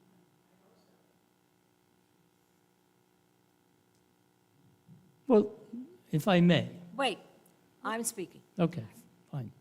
We cannot continue to hold on to these applications month after month after year after year. This is where we are now. Now, we come here prepared. I come here with my paperwork. I've spent hours reading this stuff in my volunteer position. You are a professional. You should come prepared, and your firm should have people here who are prepared. This is unreasonable to keep this going on and on without your professionals coming here speaking before us. We're here to listen. Your professionals are not here. That is a concern for us. I can understand it's concerned, but as I said, the reason they're not here is because they had other commitments, one being in Europe. They So have firms. Mr. Gazarovski sent you. Correct. They send someone else. There are no professionals that don't have backup professionals. We've been doing this a long time. I understand that. And the point that council said is, in my estimation, that you have to be reasonable. We haven't delayed the thing. It's been delayed for other reasons other than us, our side. And to say when it wasn't even determined until an hour or two ago that this was going to be reconsidered at all, to say that you should spend X amount of money and get people to come back from Europe on the chance that it was going to be pushed through tonight, I would respectfully No one submit. asked for anyone to come back from Europe. Okay. I said somebody from his firm should represent him, just like you are here representing Mr. Gazarovski. We all have backups when you're a professional. Well, I understand I that. don't disagree with that. If you're not here, someone else would be here from that firm. That's why you have a firm. I don't disagree with you on that, but it was not even certain until you took the Well, vote you were earlier that noticed, this was Mr. going to be Gazarovski was noticed that this would be determined and heard. And it could have been determined that you were not going to reconsider. And if we didn't, then we would have all gone home. Correct. But it was going to be determined, and if we determined, it would be heard, and we're hearing it, and we don't have now the people you think need to tell us what we need to hear. Well, It's again, just not reasonable. I'll just wind up with the point. This is an important application to the applicant and to the public. And there is another point of view as to a number of issues on this application that I submit you should hear. If you don't want to do that because of your stance, that's your call. I would respectfully submit that's not going to hold up in court, and I think you're making a mistake. But be that as it may, it's your call. You have the discretion. I would respectfully submit, and you can, if you want to start taking, so as you're not wasting any time, start taking some of the public to speak, that's fine. I have no problem with that. But be that as it may, I would respectfully submit, any delay in this application was really, I would say, the fault of the applicant. It's not our fault, not anybody's fault. I'm not even saying, it's not your fault. But because now you want to be done with it, there's another point of view that the whole purpose of having these hearings is so that the public and objectors can state their piece. And I would respectfully... And we have heard from the public at every meeting. And we will hear from the public again tonight, and then we will decide what we will do. Fine. All right, I've made my point. You can do as you see fit. Thank you. Mr. President. Yeah, I'm a little perplexed. If we had an applicant that was on the agenda for months ahead of time and walked in here without the professionals, said, well, we can't move because our professionals aren't here. The odds are they would be just really put off for a long time or denied. We'd expect them to be here with their professionals, just like you, sir. And as far as holding up the meetings, the public's had a lot of time in it, time ran out, and also, I don't know the amount of stipulations that we have set on this application that the applicant's committed to. And all that took time for redoing the plan stuff from requests from the public and this board. So I'm not blaming any one person for taking it this long. But when you start saying that you've been noticed this long, and our attorney claims you were noticed that long and told that it may be carried through and final tonight, I think it's remiss in you on not having your professionals here. Thank you. Let's open the public meeting. I would like to concur with Mr. Brezzi. Your firm has been on this case for quite a long time, and were noticed sufficiently. This is not an issue. Thank you. Let's reopen the public. I'd like to give it an opportunity for the public to say what they have to say. It's important for us to hear it. And then after we hear what you all have to say, then we will make a determination on what we're about to do. All right. Who's first? Yes, I am. All right. All right. Do you swear or affirm to tell the truth, the whole truth, nothing but the truth? Yes. All right. Please state your name and spell your last for the record. Linda Moskowitz, Moskowitz, 4 Hardwick Court, Jackson, New Jersey. All right. And you're not represented by Mr. Gazarovski or Mr. Riley, correct? Correct. All right.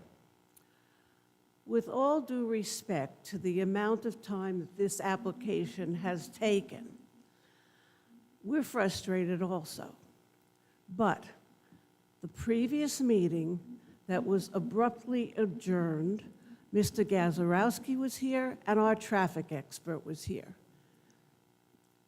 We had no opportunity because of the abrupt adjournment to have our traffic person present and for Mr. Gazarovski, as he had planned, to cross-examine the LLC's experts.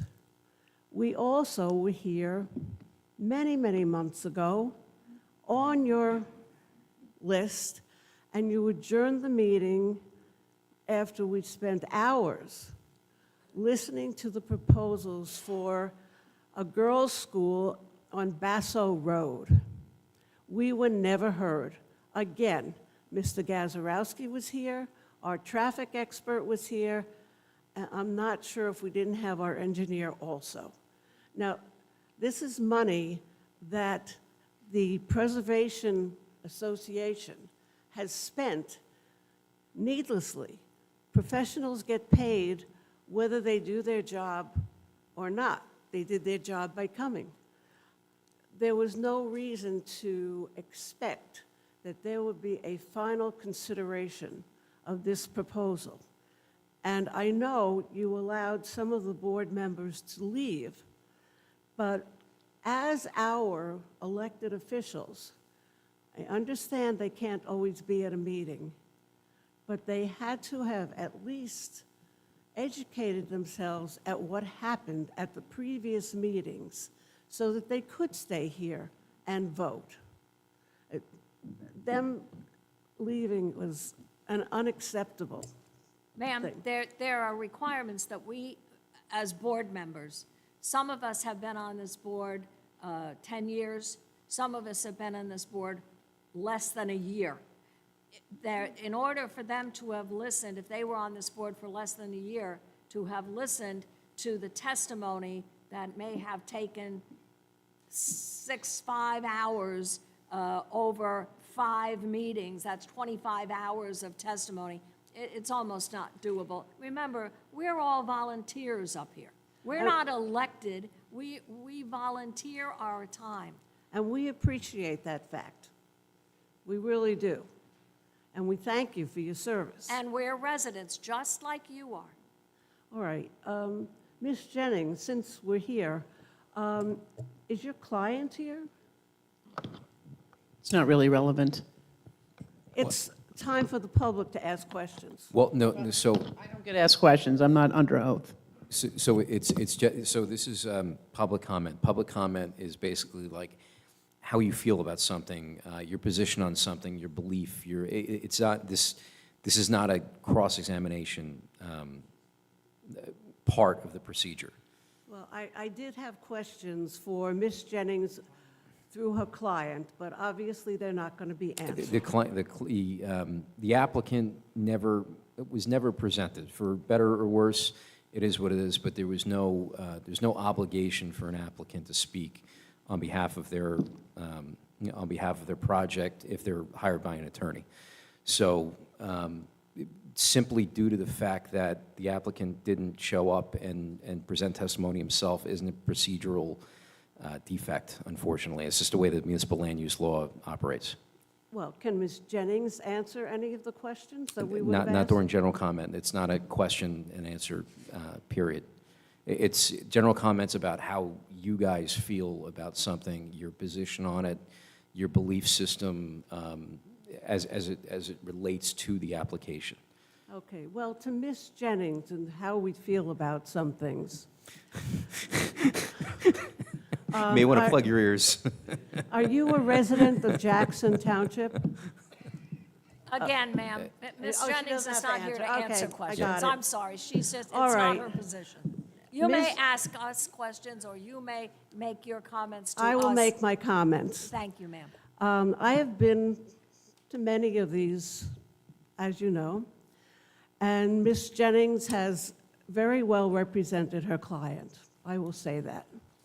However, at our previous meeting that was abruptly adjourned, when the planning board decided to push this as a threshold issue up to the council about the driveway, Ms. Jennings created the adjournment where our experts were sitting here and getting paid by ranting, threatening the board, demeaning the residents in the room, and even going back to Basso Road, her demeaning of a resident who was speaking to save her property and her neighborhood was objectionable. The rant that Ms. Jennings put on at this previous meeting about the Chandler Road schools was unprofessional, my kids are all attorneys. They were appalled because we can all watch what went on. It's there. An attorney should not be threatening the board, demeaning residents, and in this particular case, Ms. Jennings is a guest of the board and of Jackson Township, and she should at least behave professionally and as a guest.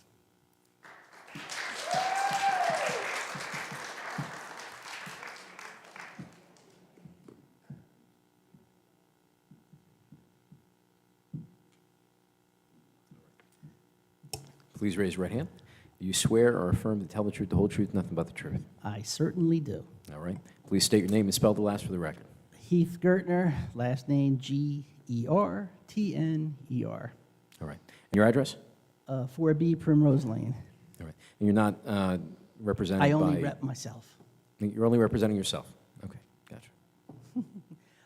First question is just not even what my original question was going to be, but I don't know if he's a lawyer or whatever he was. I agree with you guys, he should have been prepared, but he said that he only received some kind of document on Friday. Is that correct? That would be the, I believe, the planner's report, correct? Isn't, just out of curiosity, legally, aren't there usually... We all got it on Friday, it was the same day. Yeah, no, I know. Yeah. But isn't there usually like a time frame for some stuff? Like you get like 8 days to look at something or? Nope. No, All right. sir. All right, that wasn't really my main point and everything. That was more of a curiosity. My main issue is this. My understanding is, and I'm upset the traffic guy isn't here because I really wanted to talk to him, but my understanding is he was saying that, I guess, the percentage of kids driven to school was going to be somewhere between 5 and 10%. Is that correct? Or, I don't know, is that correct? I seem to remember hearing that. Well, I understand, but I understand the time for questions is over, but without having that exact number, and it wasn't relevant to what the other person So presented. what happened was that the traffic engineer, it gets a little confusing when you have like multiple meetings like this back to back to back. I think this is our 6th meeting on this. Yeah. What happened was that the traffic engineer testified at the prior hearing. Traffic engineer was cross-examined, I believe, by Mr. Gazzara, I think.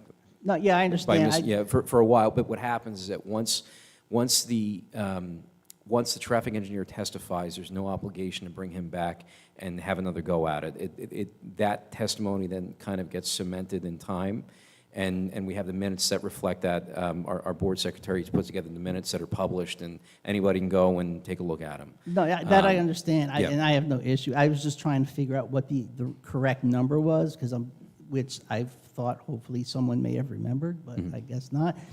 But the issue I have with that is, I'm not sure if you guys are aware, but there has never been a traffic study regarding the percentage of children that are driven to school, public and private, in the last 30 years. That's under 45% of kids driven to school, ever, in the last 30 years. So anyone who comes up here and says that the number of kids, percentage of children driven to school is only going to be 5 or 10%, I really want to know where they're getting that number, and I think because of that, and you can Google it right now if you want, because of that, that's a large difference. I mean, if you're talking, even if he said 20%, if you're talking 45 to 50%, some reports are 60%, it's a huge difference, and that in and of itself creates probably about a 30% increase in traffic during school time. Right? So because you still have to run the buses, and so if you're running buses and you're having private people driving, you're just adding to the amount of traffic. So my feeling is, as much as I agree with you that they probably should have been better prepared to have someone here, because of the fact that literally no study has been done that has under 45% of kids, public or private, driven to school. That issue in and of itself, I think, really should be discussed. Thank you, sir. Just thought. Can I just respond quickly? You may. So this is a permitted use, so even if your studies were correct, and I'm not saying they are, I'm going They to are stick with my correct. traffic engineer, and I don't think you're a traffic engineer. There's a but you case know who called, it is? listen, One there's at a my time. turn. One at a time. One at a time. You wanted to understand, But when you she's- have a permitted use, there's a case called Dunkin' Donuts, which prohibits the planning board from looking at the traffic on the streets. So it's not an issue in this case. As much as you want to make it an issue, it simply is not an issue for this board to delve into. So Yep. the number of children driven to school, the percentage that adds is not an issue? So let me, I understand where Ms. Jennings is coming from. So let me explain to you what, for whatever reason, and I still can't really figure it out, both the Appellate Division and the Supreme Court got together one day and decided, a couple days, and decided that for whatever reason, the planning board can't take into consideration off-site traffic. So what that means is you can at the zoning board, which is bizarre, but you can't at the planning board. So what happens is that all the traffic reports, they're all pretty and they're all great, except the Supreme Court kind of neutered us when it comes down to being able to take a lot of that information into consideration. So the way we have to look at it legally, the second that the cars leave the lot, they literally go into a black hole, and we can't take all that info into consideration. We can take into consideration pro rata contributions as to, like, if they're going to widen the road, or if they're going to do something to the ingress and egress and the on-site circulation, right? So like how the circulation flows inside the site, and then the safety and all that of the ingress and egress to the site. But the second it goes off for whatever reason, and I think one day it'll end up being appealed and normality will go back to common sense. But for whatever reason, the case law dictates that we cannot take into consideration, we can't deny an application for specific off-site reasons. That's what that means. So, All right, so I just want to so I'm going to regurgitate it, and you can tell me if I'm understanding this correctly. How's that sound? So even though all the studies show something, and it could affect the roadway outside of the school, which means it may have to, for safety reasons, it may have to be widened or whatever. The planning board can't take that into consideration. as but the dumb as that sounds, that is But the correct. zoning board could? Yeah, Is that the what it zoning is? board can. Okay. Because the zoning board has the ability of looking at, they can literally look at traffic like 5 miles away and say, yeah, you know what, it looks like it's going to, build up at that traffic light 5 miles away. And I wouldn't say it would hold up in court, but at least they have the ability of using that as a method to deny an application. The planning board doesn't even have that. And that's because the Supreme Court essentially neutered us when it comes down to that issue. So it's not that we don't hear you, it's that we literally, legally cannot take that into consideration. And then there's kind of some additional issues that come along with that. But I know that doesn't resolve your position on it, but that's, if you were sitting up here as a board member, you have to abide by that as well. So that's I hope that helps. Well, it doesn't really help. But Yeah. And I know this isn't a question and answer thing, and I'm going to apologize because I'm late to the show. Will there be another zone? Do you guys know if there'll be another zoning? It's a different board. Well, no, I understand it's a different board, but do you know if there's going to be another pass to that or no? Not on this particular application at this time. So what happens is this application is for the planning board. If they were coming in with a use that wasn't permitted in the zone, like they went up to the hospital or something up, then that may be that may have triggered them to go before the zoning board, which is a different board, different body, different people. All right. That's why we're here. Okay. Yeah. And I just want to make a comment to you because you didn't have to get snippy with me about your. I All don't right, think I'm going to shut that down. Excuse me. I'm going to shut that down. Let's try to. All right. In any Thank you. event, just so you guys are aware for future stuff, then there has never been a study under 45% ever. Understood. Thank you. It's irrelevant to us, sir, but we understand. Yep. Any, even in the future, unless the law changes. Yes, sir. Please raise your right hand. Do you swear or affirm to tell the truth, the whole truth, and nothing but the truth? I do. All right, please state your name and spell your last for the record. Stuart Levy, L-E-V-Y, live in Balmoral. If you could spell your last name one more time, our board secretary didn't get it. L-E-V-Y. L-E-V. V is in Victor Y. Mr. Levy, if Levy. you would stand closer to the microphone, it would be a big help. Thank you. Thank you, sir. All right, and your address? 11 Balmoral Drive in Jackson. I've been a resident in Jackson for 18 years. My first car was bought from this area from Jim Curley off of Cross Street. I drove down Cross Street 18 years ago. There were just a couple of schools there.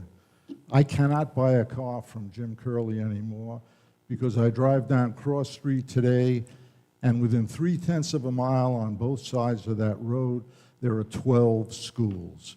And what you're doing, in my opinion, is doing the same thing to Chandler Road. You're starting out with 4, and in X amount of years from now, there will be 8 and 12.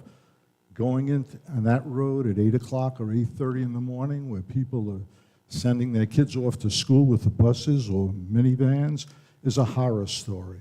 So, you also have 3 schools going on 2 miles from there on, I think it's Fort Plains Road or Farmingdale Road, and that's going to make it even worse because you got a development of 769 homes within a couple of miles of that. Chandler Road is one of the access roads to get into Lakewood and to go shopping, and it's going to be, in my opinion, a disaster. On top of that, I saw this article that was published it's called the New Jersey Education Report. It's a trusted source for news and commentary about schools across the state. It reads, I'll just read one paragraph. He said, Lakewood Public Schools just relieved its draft budget for 2024 to 2025. It is bad. In order to cover the cost for 5,000 in-district students and over 42,000 who require transportation to private Jewish schools, the district will have to take yet another loan from the state, this time for $104 million. This brings Lakewood State's debt to almost $280 million. And what I'm asking you is don't turn Jackson into Lakewood Phase 2. I hope that you understand, ladies and gentlemen, that we have to follow laws. We sit up here as residents, and we have certain restrictions. We can't consider traffic. We have to consider the uses that are allowed. If it's a permitted use, we have no choice but to approve it. The only thing we can do as a board is ameliorate the circumstances of the choices by doing things like making sure Jackson Township does not have a street that they have to plow and maintain. Those are the only things we can do. You have to understand our limitations. It's not our, we feel like it choices. It's the choices we make because of certain laws, ordinances, codes, and lawsuits that we have had to agree with. So please understand that these are not whims up here that we are making. We are making choices based on things that we are required to do. Sir? And Oh, just Mr. one comment also. We can't take into consideration what other municipalities have done or have not done. And it is inappropriate to bring up other municipalities. Think of when you come before these microphones that you are testifying. And anything you say can and will be used against this township depending on which way this decision goes. And we have lost lawsuits in this township because people have gotten up at microphones. Madam Chair. And one other thing, and they have mentioned how we can't count traffic off-site and stuff. There's one other entity involved in that also, county roads, which we have no jurisdiction over no matter what. And the applicant has to work with the county on that. And we can't, besides not the off-site traffic, you've got the county jurisdictions and so forth also.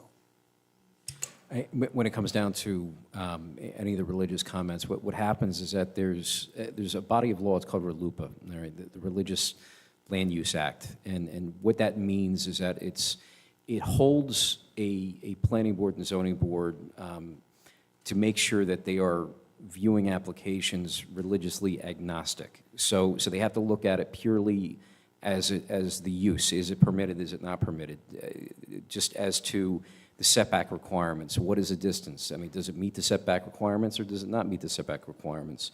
The waivers that it's seeking, are they reasonable? The variances, do they meet the legal standards that are required for each different type of variance? So the board, rhetoric is fine, and everybody's entitled to their own opinion, but when it comes down to whether, maybe one of you guys on one day sitting up here or the individuals currently sitting on the board right now, they have to view these things in a vacuum. legally, or else we get into some serious trouble. So that's my little spiel about that, but, all right. Please raise your right hand, and do you swear or affirm to tell the truth, the whole truth, and nothing but the truth? Yes, I do. All right, please state your name and spell your last for the record. Robert Rosenberg, Rosenberg, 15 Exton Way, Jackson, New Jersey. All right. And you're free to go.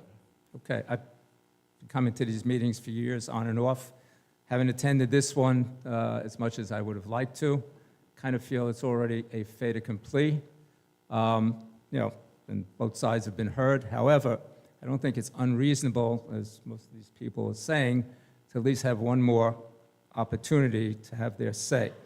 I mean, it's been going on for several years from the get-go when this first was looked into, and I don't think it's being unfair, or like I said, unreasonable, to have one more meeting before a final vote is taken. I think sometimes there's a lot of animosity from one side to the other, different people, and that shouldn't have any relevance in this matter. I think these people, and myself as a resident of Jackson, deserve at least one more shot at, so this way, whatever's decided, at least everybody knows they've been heard. And I'm not familiar with all the people, but just from my short view here, listening to this meeting, Ms. Jennings, you are rude. All right, Okay, you're just a I'm rude going person. to have to shut that down. You Yeah. can shut it down, but I I mean, I understand. this is what I mean about fairness. I- There's I- no reason I- for anybody to be disrespectful to anybody. I understand. I Thank you. understand. We got to shut that down. Mr. Shea? Yeah.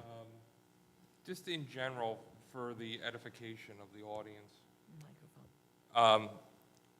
what would be a procedure for an individual who has an issue with an attorney, where they feel they were inappropriate? If they feel they were being inappropriate,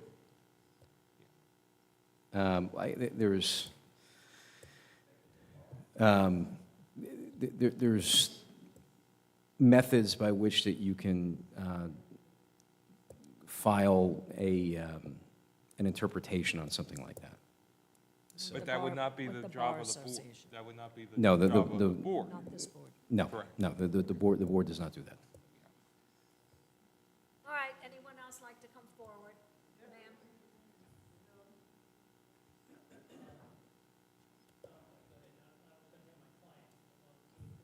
Okay. All right, please raise your right hand. Do you swear or affirm to tell the truth, the whole truth, nothing but the truth? Yes, All right. still. Victoria Regan, good? Yep, as long as Ms. Morrison got it, we good. I made some notes here. I understand you guys are all volunteer, and we appreciate what you do. It's been a long road with this project, and it's just as long for the public. We're volunteers too. Nobody wants to be here. I don't want to be here either. But I have to really request that you guys hold this over. In my opinion, I don't know what happened with the attorney. I mean, I was at almost every meeting here, and I can't answer to that. You know what you've sent them. Some of the things they didn't get to see. I'm not going to argue that. But traffic has never answered questions from the public. The last guy that was here with the ponytail, I asked the same questions that you told me I couldn't ask him, that I should ask traffic, and he didn't answer them. And it didn't answer a lot of the public's questions. So it feels like every time I have a question for the one person, that person isn't there. And now we don't have the professionals on this side of it. So really, I would implore you to consider holding it over another time. I mean, I'd like it to be done too. But at this point, it feels like it's going to go through, and everybody's just tired and just says, you know, the heck with it. I learned a lot from Mr. Shea. I didn't know about this traffic not being able to be looked at by this board.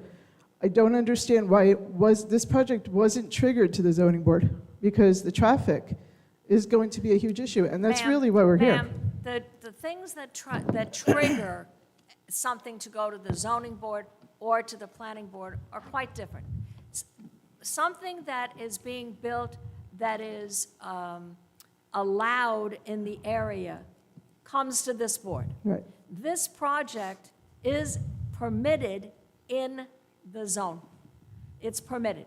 If something is not permitted, as for instance, let's say they wanted to build a hospital on this property, or an office building Right. on that property. That's not permitted in the zone. Therefore, it would go to the zoning board. Okay. Now, let's say the traffic engineer comes back. And let's say Mr. Gazarovski's traffic engineer comes. We can't listen. We listen, but we can't do anything about the traffic. We can't vote about the traffic. It's almost an exercise in futility. Every time I listen, the traffic people from the applicant tells us everything's great, and the traffic people from the other side say, oh, no, it's going to be awful. And we sit here and listen, and we can't do a thing about it. We cannot use it in our determination. So to come back for the traffic is that an exercise in futility. Now, we may feel that we have other things, and Mr. Riley may tell us there are other people that he needs to hear. Then we can listen. But do you understand my point about traffic? I do. It's almost why.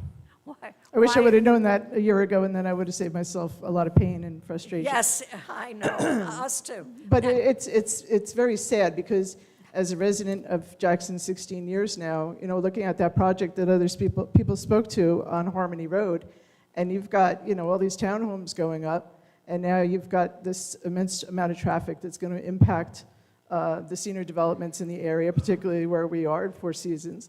And now you've got, we don't know, because traffic never answered my question, which way are the buses coming when they go to Chandler? Are they coming from Lakewood? What's the percentage of buses coming? What's the percentage of traffic? Nobody wants to answer it. Doesn't matter. But that's the sad part of it. Like, what are all we doing here? 'Cause- Exactly. I've lived here since 1970. There was one light on County Line Road, one. There were farms all around me. There were, you know, Sad. I've watched the town change over 50 years now. 54 years I've lived here. However, that's the way life goes. And we can't be a community that said, okay, we've got our homes, now nobody else can have anything else here. Well, but that's extreme. I mean, But nobody's saying that's that. the philosophy of land use. And with land use, we are doing our very best to make land use legal, appropriate, affordable, and make it as, ameliorate it as much as possible. Make it as good as it can be, working under the constraints that we are constantly working under. But somewhere in there is that it's supposed to benefit the majority of Jackson residents. There And is having one. 7 projects, it doesn't. Yeah, there's one exception. So what you can do, what happens, because this is a county road, the Ocean County freeholders have control over that. So what you guys can do, you can band together and be a loud enough voice to have them come in and expand the road. So what happens is that the township doesn't have the ability of doing any expansions on a county road, even if it's within their own township. So even if they set money aside in their own budget or increase taxes or whatever, they still can't touch that road. So the county is the only one who has the ability of coming in and widening or condemning or, you know, doing whatever they got to do to expand it out, you know, make better turn lanes, whatever they have to do. So if you're a loud enough fly on the wall, maybe the county will come in and do what they got to do to widen that road. And there are county meetings, Yeah. public meetings, where you can go and be heard. I thought this was that forum, so I guess a lot of us didn't, I don't think a lot of us knew There- that we There are couldn't. hierarchies. So you guys can't effectuate We're the change. bottom of the pile here. You can go to the county and go to a county meeting and discuss your concerns. That's your right. And I believe, Also, the applicant has to go through the county regulations and comply with their requirements, separate from us, so they have to do that too and give their contributions. I understand, but I mean, Ms. Campbell, you were the one that wanted the traffic light on Chandler Road. Now, I don't know if there's a traffic light, because he won't answer We that can't- question. We can't because it's a county road. So really, our hands are tied, your hands are tied, and all of us Our kind of hands wasted are- a lot of that- time. It's what I have learned by chairing this master plan project. I can't tell you, hundreds of hours of research and reading. We are hemmed in by county regulations. There are many, many county roads in Jackson.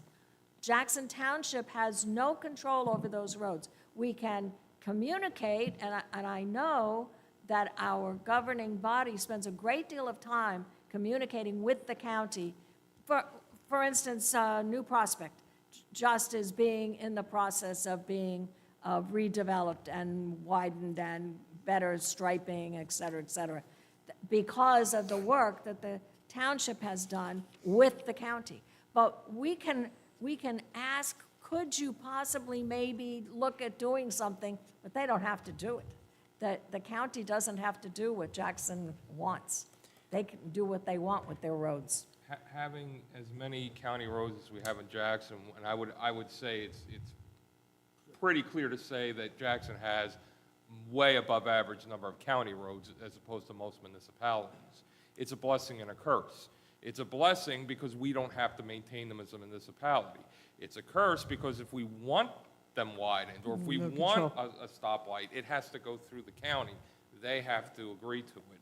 We can't force them. So basically, every project that comes before this board is going to go through. Is that a fair Well, they always statement? have to go to the county.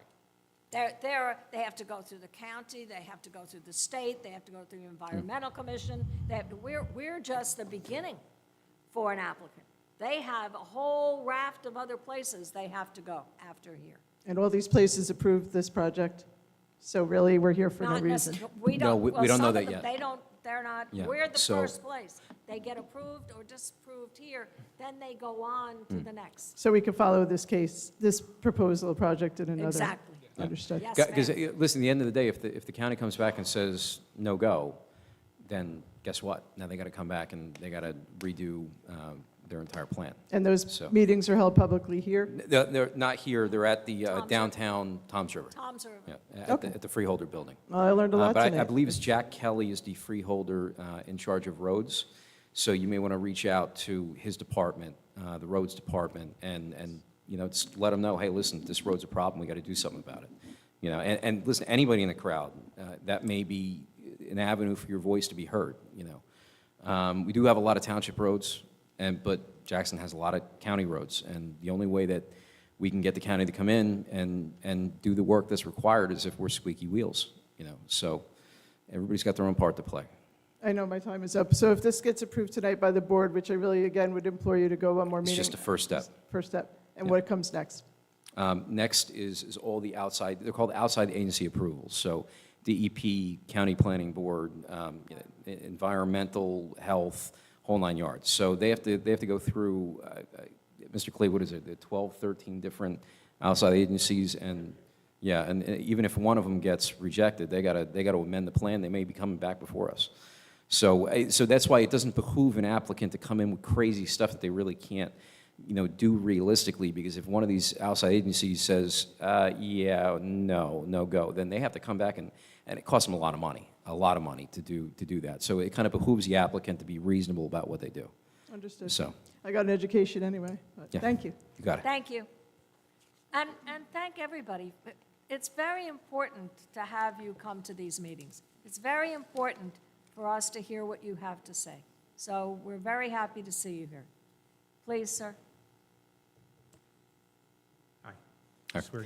Do you swear or affirm to tell the truth, the whole truth, and nothing but the truth? I do. All right, please state your name and spell your last on the record. Joseph Lamandella, Lamendella, And your address? 23 Hardwick Court, Jackson, New Jersey. Just initial clarification based on my first time up here. If this application were for a private road versus a private driveway, would it have to go through the zoning board? No. No. I don't believe so. No. Okay. It's the would it use. still so- be permitted? So what happens with the planning board versus zoning board, the triggering is the use itself. So is the use permitted within that zone? So going back to the hospital example, I don't believe, actually without the ordinance in front of me, that hospital is a permitted use in the zone. So if that was the case, when they submitted the application, they would put hospital in the use. That would then be sent to the zoning officer. The zoning officer would have to render a determination. His determination, he would basically compare it up against the ordinance to say, yeah, no, and then send it to the zoning board. So that happens before we even know what's going on. Okay. So it's a jurisdictional determination. All right, so it would still be permitted use, it would still not have to go to the zoning board. Thank you. Thank you, sir. It took you this long to get up here? Let everybody else have fun first, huh? Yeah, All right. I'll finish. Do you swear or affirm to tell the truth, the whole truth, and nothing but the truth? I do. All right. Please state your name, spell your last for the record. Jim Sileckia, Silecchia, 6 Harfield Drive in Jackson. I'm going to ask a question Yep. first because my thought is traffic, but I'm not going outside. The left turn, We can't hear you. I'm sorry. Thank The you. left turn into the application area is allowed to be looked at by this group. The ingress egress is So- is so what the is what's buses taken into turning left, consideration. where the buses would turn left. Yeah. You guys are? Okay. Yeah. So here's my point on that, is during the discussions, we heard that they had a site approved, Sight line. sight lines approved, but it was based on the driveway going out. Mhm. Never heard is the sight line for cars driving along Chandler, is it good enough to see a car making a Yes, left-hand of course. turn? We heard So- both, that it was the sight line coming out and the I'm not sure that and the that sight it is line true, but- from the roads. Okay. I think this, as a matter of course, what they have to do, they have to do something called Okay, a that's triangle fine. easement. Triangulation. I just want to make sure Yeah. that that is a piece we can talk Right. about. Again, one of the things I looked up to see what a planning board is allowed to do. One of the things I saw, and I know they're all different, they all have their idiosyncrasies, but one of the things it talks about is you're allowed to consider the safety of the people. So this project is where I get concerned, is the safety of the people, not only on the curve with the cars going back and forth, because if a bus is making a left turn into that driveway and a car plows into it and someone's hurt, guess who's getting sued? Jackson Township. So we have to think about what we're allowing. The second thing is the safety of just one entrance in and out to a complex where there's 2,500 kids. Those are things that really need to be considered. Now I'm going to change tunes. You guys later tonight have a decision that you're going to make as to whether the objector can bring additional people up. And it was pretty clear that there's 3 of you here that are leaning, I'm not saying you're gonna, but you're leaning based on your comments to not allowing it. All I'm gonna say is, you guys went out of your way. You at the last meeting, you rejected it, but you did it without prejudice so that they could come back and ask for exactly what they did tonight. And you guys accepted it. Now, so what did you accept? You accepted an attorney that basically said to the Jackson residents, because I was here and I heard it, as she was walking out the door, wait till you see how much I get out of you this time. So if you're going to allow her to have this opportunity, I think you should also allow the objectors to have their opportunity, even though he may have waited too long to get his people here. That's my only comments. Thank you. Thank you.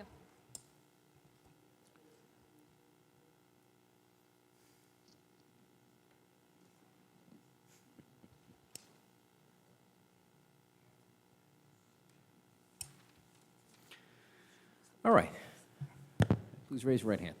Do you swear or affirm to tell the truth, the whole truth, nothing but the truth? I do. All right. Please state your name, spell your last for the record. Rich Martell, Martell, 20 Chesterfield Drive, Jackson. All right. Good Irish lad. Thanks. Yes. At one of the first meetings we had on this application, someone on the planning board made the statement that you could approve the project because it's a permitted use as long as it was variance-free. So I believe you have the power within the planning board to reject this because there are 2 variances required. And I really think also that there's, I think, 27 or 25 design waivers. And I couldn't find a definition of a design waiver in the administrative code anywhere. What varies? It's in the land use code. It's in the land use 4055D.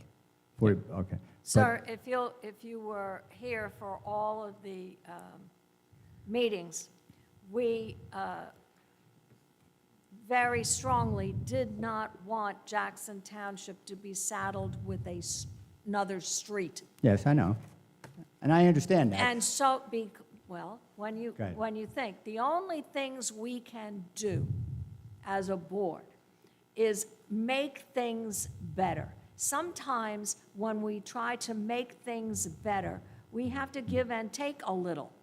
The only variances that this now requires have to do with that driveway that we now don't have, Jackson Township does not have to plow, maintain, resurface, and guard. So we've taken that burden away from Jackson Township, and in order to do that, the deal we had to make was to have a few little variances that only have to do with that driveway, because when it was a road, it didn't need variances. Now that it's a driveway, it does need variances. Now, I understand that, but I also say again that, you made a deal, whereas you really have the authority to reject this because of that. And if we do that, Yes. they'll come back and say, okay, we're now going to make it a public road, no variances, now you have to approve it. If the township council approves it. No, it has nothing to do with that, it's here. We are the approving body. We are the group that approves that. The only thing we tried to do was push it off somewhere else. But what we really wanted was we did not want Jackson to be, we didn't want a precedent. We didn't want a precedent for this type of lot. This is not the only one of these kinds of lots in town. We don't want 20, 30 more streets that Jackson must maintain, plow, service, resurface. We were trying to avoid that possibility. In order to do that, we may have to allow 2 small variances that mean nothing to the entire project. If we don't do that, if we don't make this arrangement, then we have to give it to them. So you have to look at the position No, we're I in. understand that, but I'm not so sure. Go ahead. So what happens is that the variances, that they're legal tests, right? And Right. they're a multi-pronged legal test with, it's like 3 or 4 different layers to it, and you have to prove each layer. So there's a bunch of case law on all the different concepts for each layer, and there's some exemptions and exceptions to each one.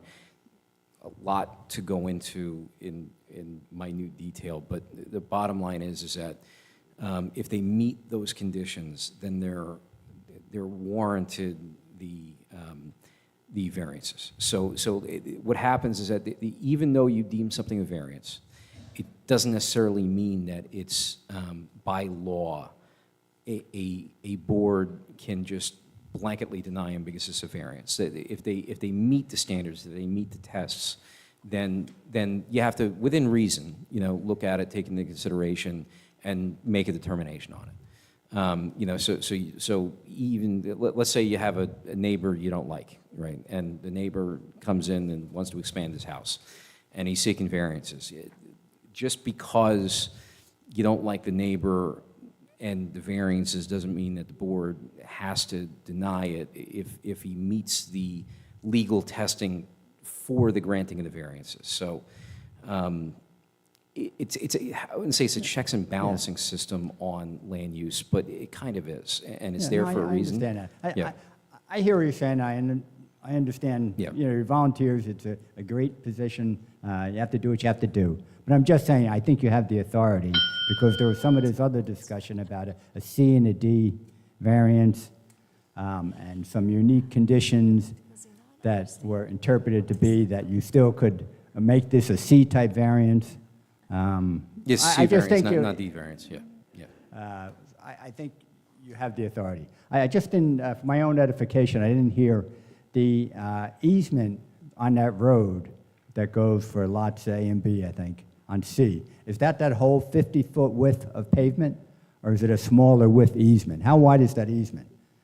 I'm not exactly... It's the width of the road. So it's the Driveway. whole 50 feet? Yes. Yeah. Okay. All right. Thank you. Thank you, sir. Seeing no one else come forward, Oh, wait, hang on, we got Mr. Relly. Yeah, I'll just wait till everybody else. I'd like to call Mrs. Lopianka.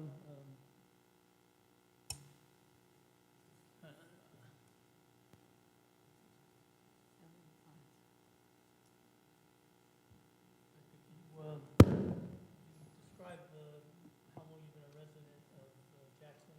Sir, could Wait, you use somebody's microphone? Mr. Riley, so just to be clear, if you allow, if your client is going to be testifying in the individual capacity, Mrs. Jennings would have the ability to cross-examine them? Okay, as long as everybody's clear. I don't know if Ms. Jennings has any inkling on doing that, but just so that everybody's clear. Please use the microphone, sir. Do we have to be sworn in? Yeah. Well, you going to swear in? Yeah, yeah. Okay, so do you swear or affirm to tell the truth, the whole truth, and nothing but the truth? Yes. All right, and please state your name and spell your last for the record. Laura Lobianco, Lobianco, 5 Irish Drive, Jackson. Well, right. we're going to do this one at a time, sir. One at a time. Yes. And you're presently represented by Mr. Mr. Gazarovski and By Mr. Riley? Gazarovski, correct. Okay. All right. How long have you lived in Jackson Township? And can you tell us where you live and if you own property in the vicinity of this?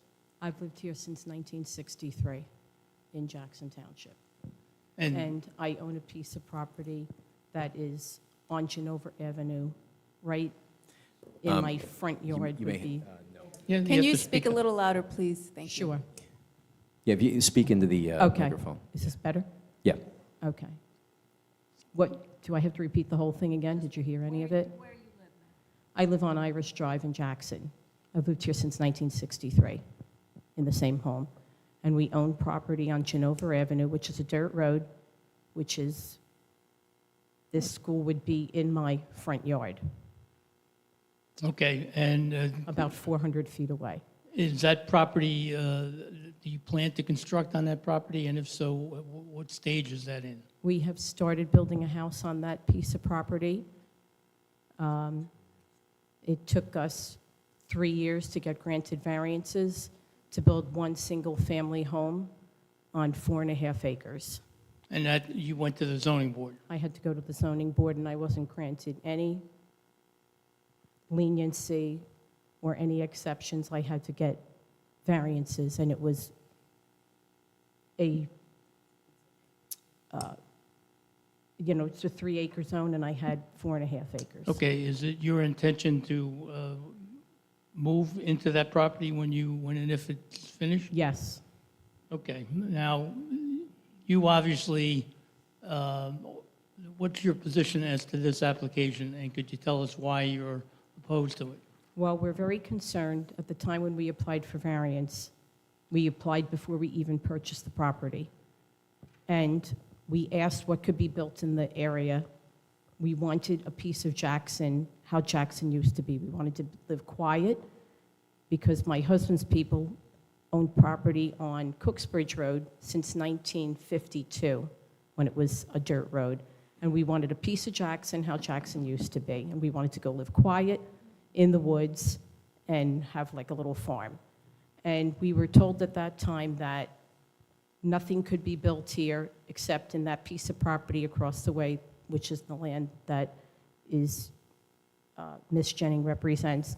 And we were told that they could only maybe build 6, maybe 7 houses there. I'm assuming that was a realtor?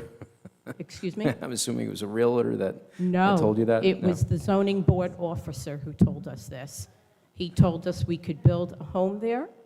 It would have to fit the rural character of the neighborhood. Mhm. He told us it could not be a geoderm. He told us it could not be a log cabin. He told us don't think about painting your house yellow. It's got to fit in with the rural character of the neighborhood and blend into the woods. Unfortunately, that's not part of the ordinance. That's what we So were, the- that's what we were told. A rural scheme is not in the ordinance. And our I'm not trying attorney to at the interrupt you, time I'm was- just speaking out loud here.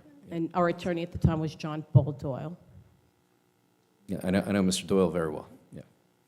All right, now, what's your objection to this particular application and the use that's proposed?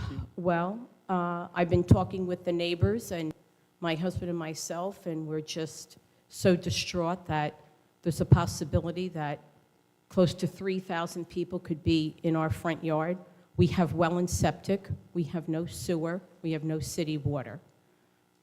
We've had problems with the road flooding down at the corner at the intersection of Jackson Mills and Chandler Road. And they just did a bunch of work, the county road people, to fix the water problem. It used to flood all the time. And the guy told us that this road cannot handle any more water. And they did a lot of work to fix that. And we're so concerned that with all this impervious surface now, with the road and the schools and the pavement, that the road is going to flood. We're concerned that our wells are going to run dry. You also said that they could widen Chandler Road for the increased traffic. My neighbors on the far side of Chandler Road, they can't widen the road anymore. It's been widened a couple of times. All these people have their septic systems in their front yard, and they're within a few feet of the road, and they can't cut that road over anymore. Those are the concerns that we have. I have a neighbor whose property abuts right to this. He's got a farm.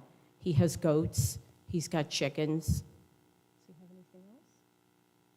Any other animals? I think he's got sheep as well.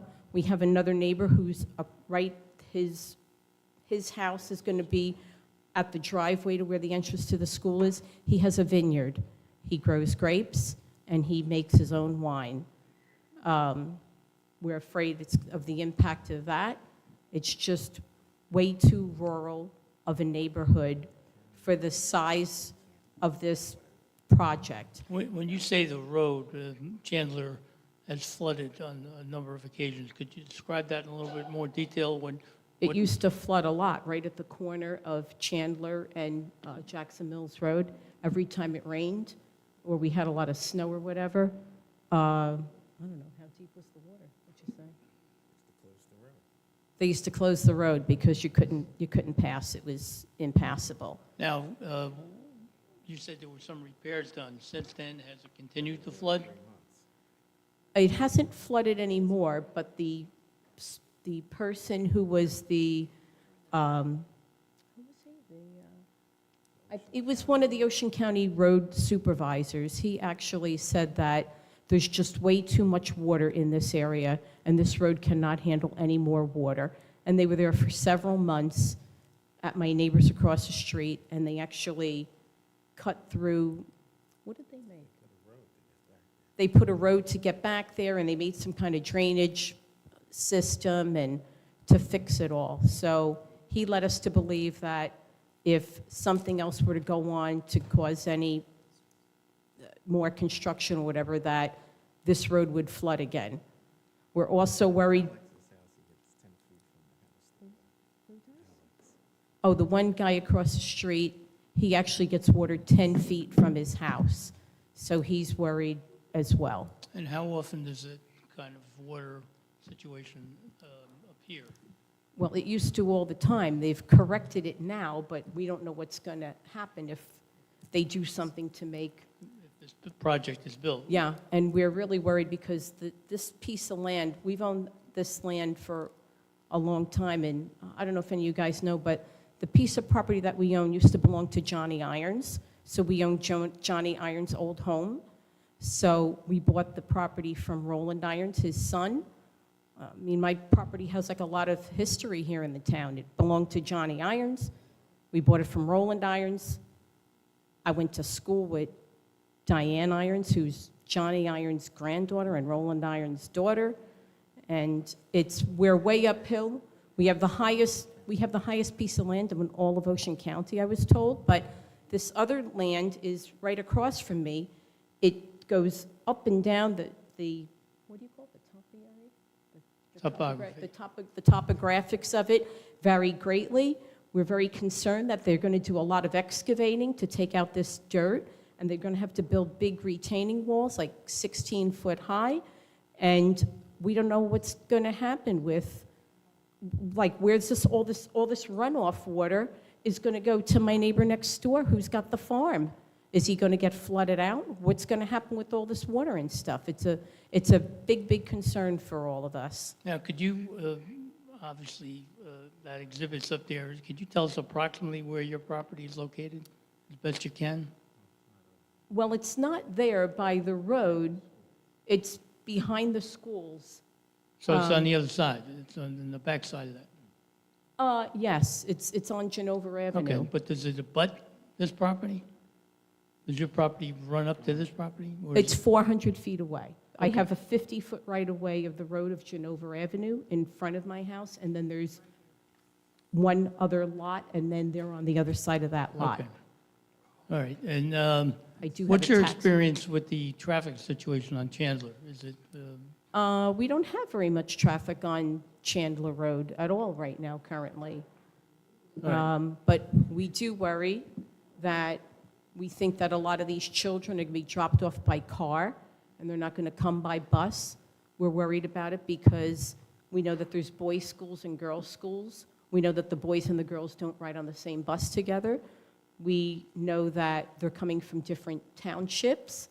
And so if, some are coming from Howell, and some are coming from Jackson, and some are coming from Brick, and some are coming from Lakewood, or some are coming from Freehold, or Manalapan, or Marlboro, that would be, how many kids could ride on a bus, and would they all ride the bus? So all right, just you're how much concerned about traffic the would tr- the it traffic. create? Yes. And Because given- right there where, when we come out of Genova Avenue now, there's a bend in the road there, and when we're coming out, you can't see what's coming from Jackson Mills Road at all, so.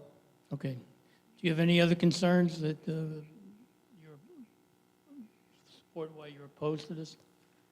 Just that we don't understand why they don't have to go to zoning board like we do. We had, it was required 3 acres, we had 4.5 to build one single-family home. I don't know what the specifics were with your application, but this is a permitted use. Zoning officers looked at it, our planners looked at it. It's a permitted use within the zone. That's why it's here. I'm Okay. just going to have to jurisdictionally, I got to make that call. I I believe it's appropriate to be in front of the planning board. Okay, we don't even Yeah. think that their buildings meet setback requirements from all the roads and all the property lines and from each building. They have a variance that they're requesting for the 1 or 2 situations that they have as a result of the road. That's what we got. That's in front of us. Okay. All right, you want? Oh, and we had my road guy come here twice already that we paid him for, and he never got a chance to go up and speak because the meeting went so long. And I know you said he should have his staff come, but he's an independent sole consultant. He doesn't have anybody else working for him. And I believe he's out of the country right now, which is Lee Klein. It's just him by himself. I don't know, because we've been checking the agenda to see if this came back on or not, and we haven't, look, I'm not a big computer expert, so I asked my neighbors to help me out to look, and I've been asking Mr. Gazarovski, and we didn't see it on the agenda until just fairly recently. And, we feel that we should have him and Mr. Gazarovski, that neither one of them were able to make it. I don't think they had enough notice to know that we were actually coming back to the Ma'am, meeting again. They had 2 months' notice. Well, 2 months. yeah, just to correct, it's Mr. Gemma that is out of the country. Mr. Klein is not out of the Correct, country. yeah. Just to correct that. I wasn't sure which guy wasn't available. If you don't have anything else to say, do you want to say something, sir? or no? All right. He basically echoes his wife's position. Thank you very much. It's a smart man, smart man. Wise man. All right. Smart He's a man. good husband. I do all the talking, he stays quiet. All right, I have no further witnesses other than my request. Thank you. All right. Ms. Jennings, would you like to cross-examine for any reason? No, thank you. Thank you. Seeing no one else come forward, I move to close the public portion of the testimony. Second, Rose. All in favor? Aye. Opposed? Motion passes. All right. We have to decide. So now the board has to decide what they want to do. To be fair, the planning report wasn't produced, I don't believe until Thursday, Friday, I forget the exact day. Mr. Gazarovski was put on notice back in September. With that being said, one of his experts is out of the country. I have confirmation of that. So I do know that to be accurate. We have December 2nd open. I'm not available December 2nd. Well, then it'll be in March. I'll be in Manchester. You gonna be in Manchester? Okay. Can you have a member of your firm come on December 2nd? No, I'm not going to have somebody come here after all this, no. Okay.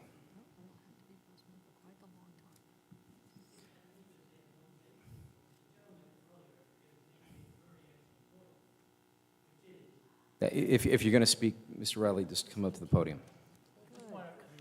Echo, I can't remember the gentleman's name, but he made a really good point, which was a little apologetic that I didn't catch, which is these reports were only, the engineer report was 3 days ago, and the planner's report. All these things have to be on file 10 days in advance. No.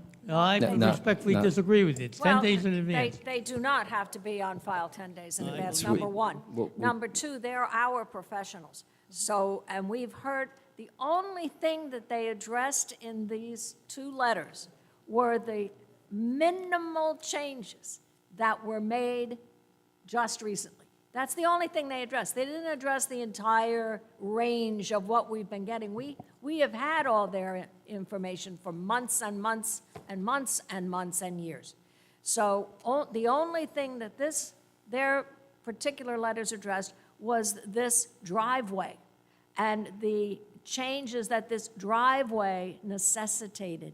That's all that changed. That was the single only thing that changed. So we didn't need that information. We knew what that was going to be. That was what we were hoping for, that change we were hoping for, to get that off the plate of the township. That was the goal. Other than that, it's all compliant, I respectfully disagree. variance-free. I've said my piece, so Okay. I just respectfully request it be carried. Understood. If I could just state for the record, not only was Mr. Gazarovski verbally advised of this meeting back in September, but he did confirm in an email, October 7th, that was 42 days ago, by my calculations, that's when the hearing was. He then wrote a flurry of letters between that date Quite a few. and last week, and in two of them, October 31st and November 4th, he affirmed that he would be here for the meeting. He sent another letter on November 8th. That's the first time he told us. He said his experts are not going to be available. But he said for the November 14th date. So it's not even clear if they actually knew the meeting was tonight, November 18th. So the fact that Mr. Gemma is out of the country, come on, you don't plan a vacation out of the country at the last minute. He had that on his docket for weeks in order to be able to go and make sure his paperwork was in order. So 42 days ago, if Mr. Gazarovski was calling Mr. Gemma, he should have known then that his planner wasn't going to be available. The law requires 10 days' notice. 10 days, that's it.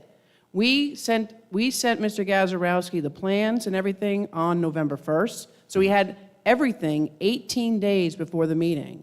We also only got the letters a couple of days ago, but there's not much of a change in the application, as you can tell from the testimony that was here, so there wasn't much preparation for them to do. So I would respectfully request that the board move on this application this evening, yay or nay. Thank you. All right.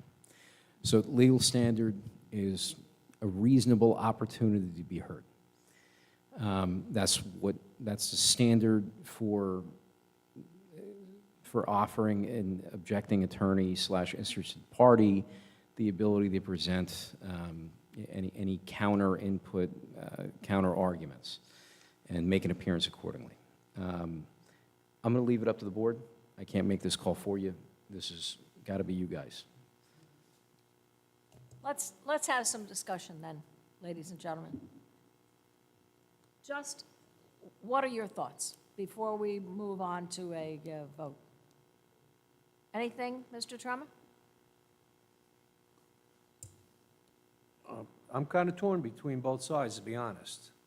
Ms. Jennings had a hissy fit and tore out of here and created part of the problem. Excuse me, ladies and gentlemen, please.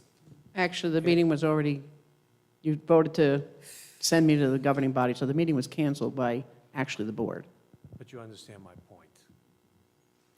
So I feel for the people, and I think they should have a chance. But on the same end, Mr. Gazarovski should have done his due diligence too. So it's a 50-50 for me. It's a very tough call.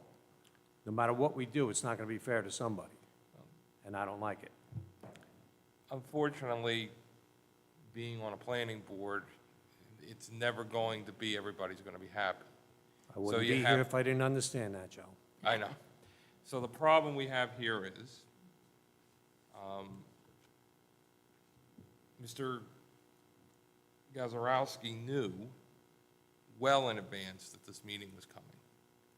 And for whatever reason, he decided to not tell us until the last minute, so to speak, that he wasn't going to bring his professionals. Well, that's not something we have control over.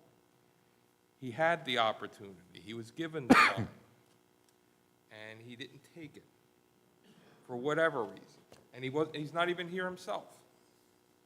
So we have to give an applicant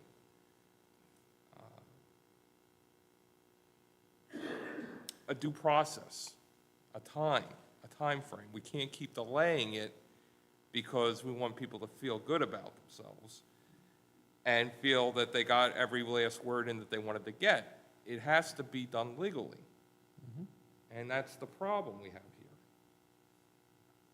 Everything was done legally. Notices were given. Timeframes were put out.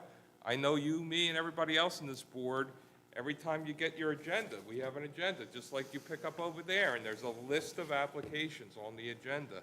And this application has been on here for what, 2 months? About 3 months, yeah. Yeah, 3 months. We knew this day was coming. And I feel for the applicant, for the opposition, in that they feel they didn't get everything they wanted to get accomplished.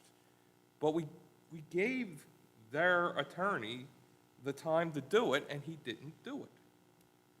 And that's the problem we face. Mr. Brezzi. Mr. Chairman, I agree with you that there's no way to truly sit up here and please both sides all the time. It just doesn't happen. There's times in a certain amount of years that I've served on land use boards that I've made votes that I hated. But we also have an oath to the municipal land use laws to comply with. And in this case, I almost feel it's a slap in the face to the board and the public that hired them that they did not show up with their professionals today. I really feel that was a due process. He gave us more time to change it on the agenda and work with the applicant to change the date. I really feel that's their headache. And the other part of that, most of that was traffic. As we've gone over quite essentially tonight, is a lot of that we can't even really consider. So I think, I'm not saying which way to vote, up or down, but I think it'd be appropriate with everything that happened to take the vote tonight one way or the other, up or down. Thank you. Anyone else on the board has a comment? Mr. Heller? Yes, Mr. Bressi, you took the words right out of my mouth. It's a cavity. The next meeting, or whenever it's going to be, basically is mainly going to address traffic, and we heard tonight how that doesn't have that much of an impact anyway, so I agree concur with Mr. Bressi and echo what Joe said as well. Thank you. Ms. Rose, any thoughts?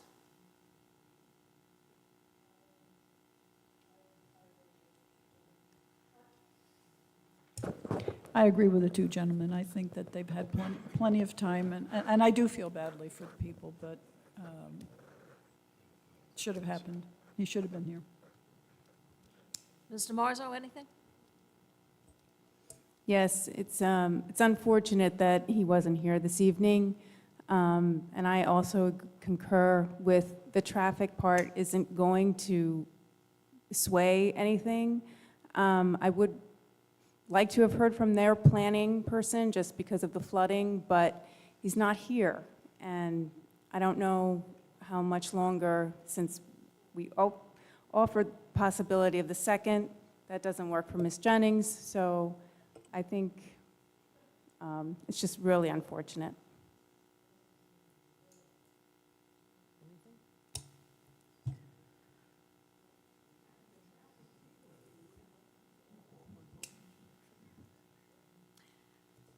All right, we'll accept a motion, one way or the other, please.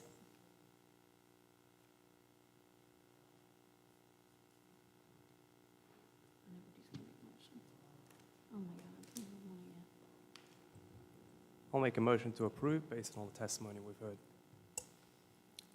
I'll second that motion. There's been a lot of meetings, a lot of testimony, some stuff under our preview that we can review and work on. And the other thing I'd like to mention, I don't know the exact count, Ms. Jennings may have it, Mr. Shea may have it. The stipulations that we put on this application that they're not required to do, that they agree to do.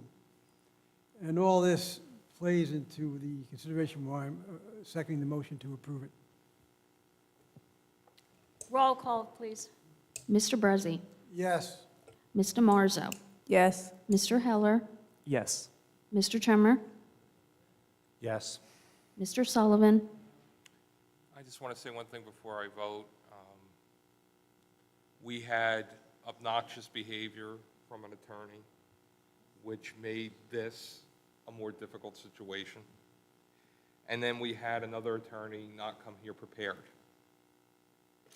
And ultimately, these situations tie our hands because we have to follow the law.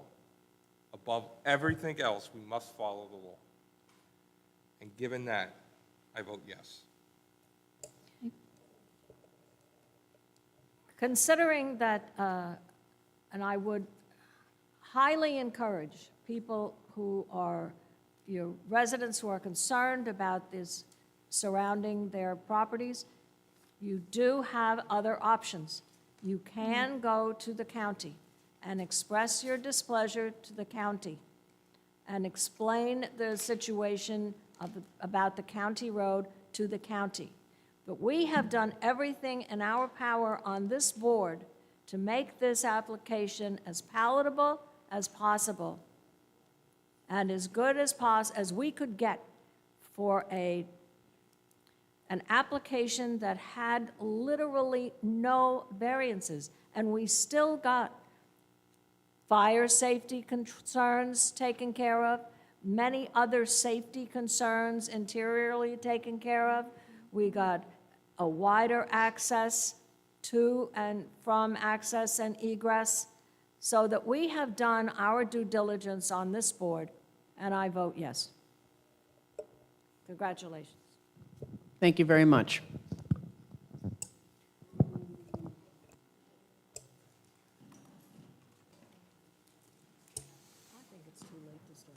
It's 10 o'clock. Why don't we move them to the second? Yes. Yeah. Can we move them to the, Yeah, we ask can them move if we them. can do that. Yeah. Excuse me. We would appreciate it if you would leave this room quietly. We have more business. Thank you.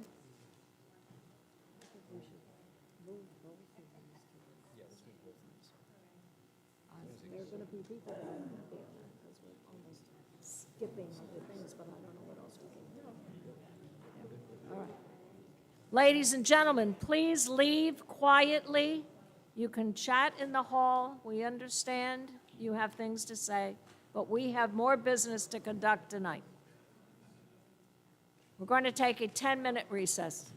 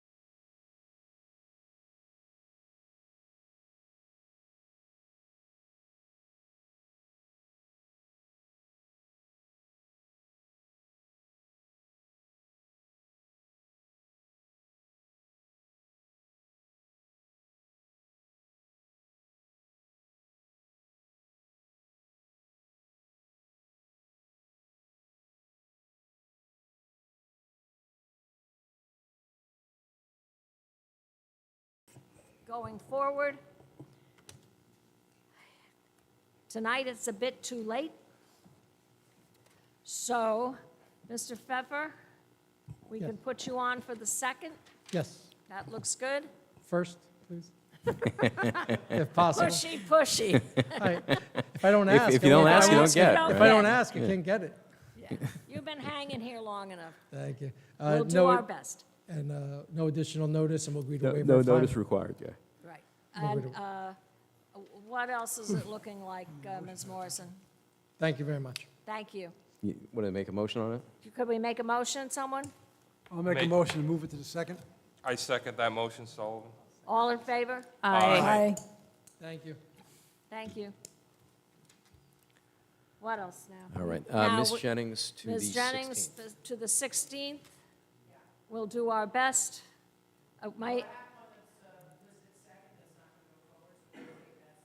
Oh, good news. Very good news. All right. Okay, so we'll have a motion on moving that to the 16th. So moved, Sullivan. Second, Pressley. All in favor? Aye. And then we were looking perhaps to pick up another one for moving to the 2nd. But we have to do that, I have to talk to the attorneys to see if they can meet the notice. right. Yeah, So I'll do that tomorrow. it might be close, but Yeah. thank you. Yeah. Okay. Thank you very much. We'll take a motion to close. Motion? So moved, Sullivan. Second. Somebody is seconded. Second, Pressley. All in favor? Aye. Have a good night. You earned your salary tonight, folks.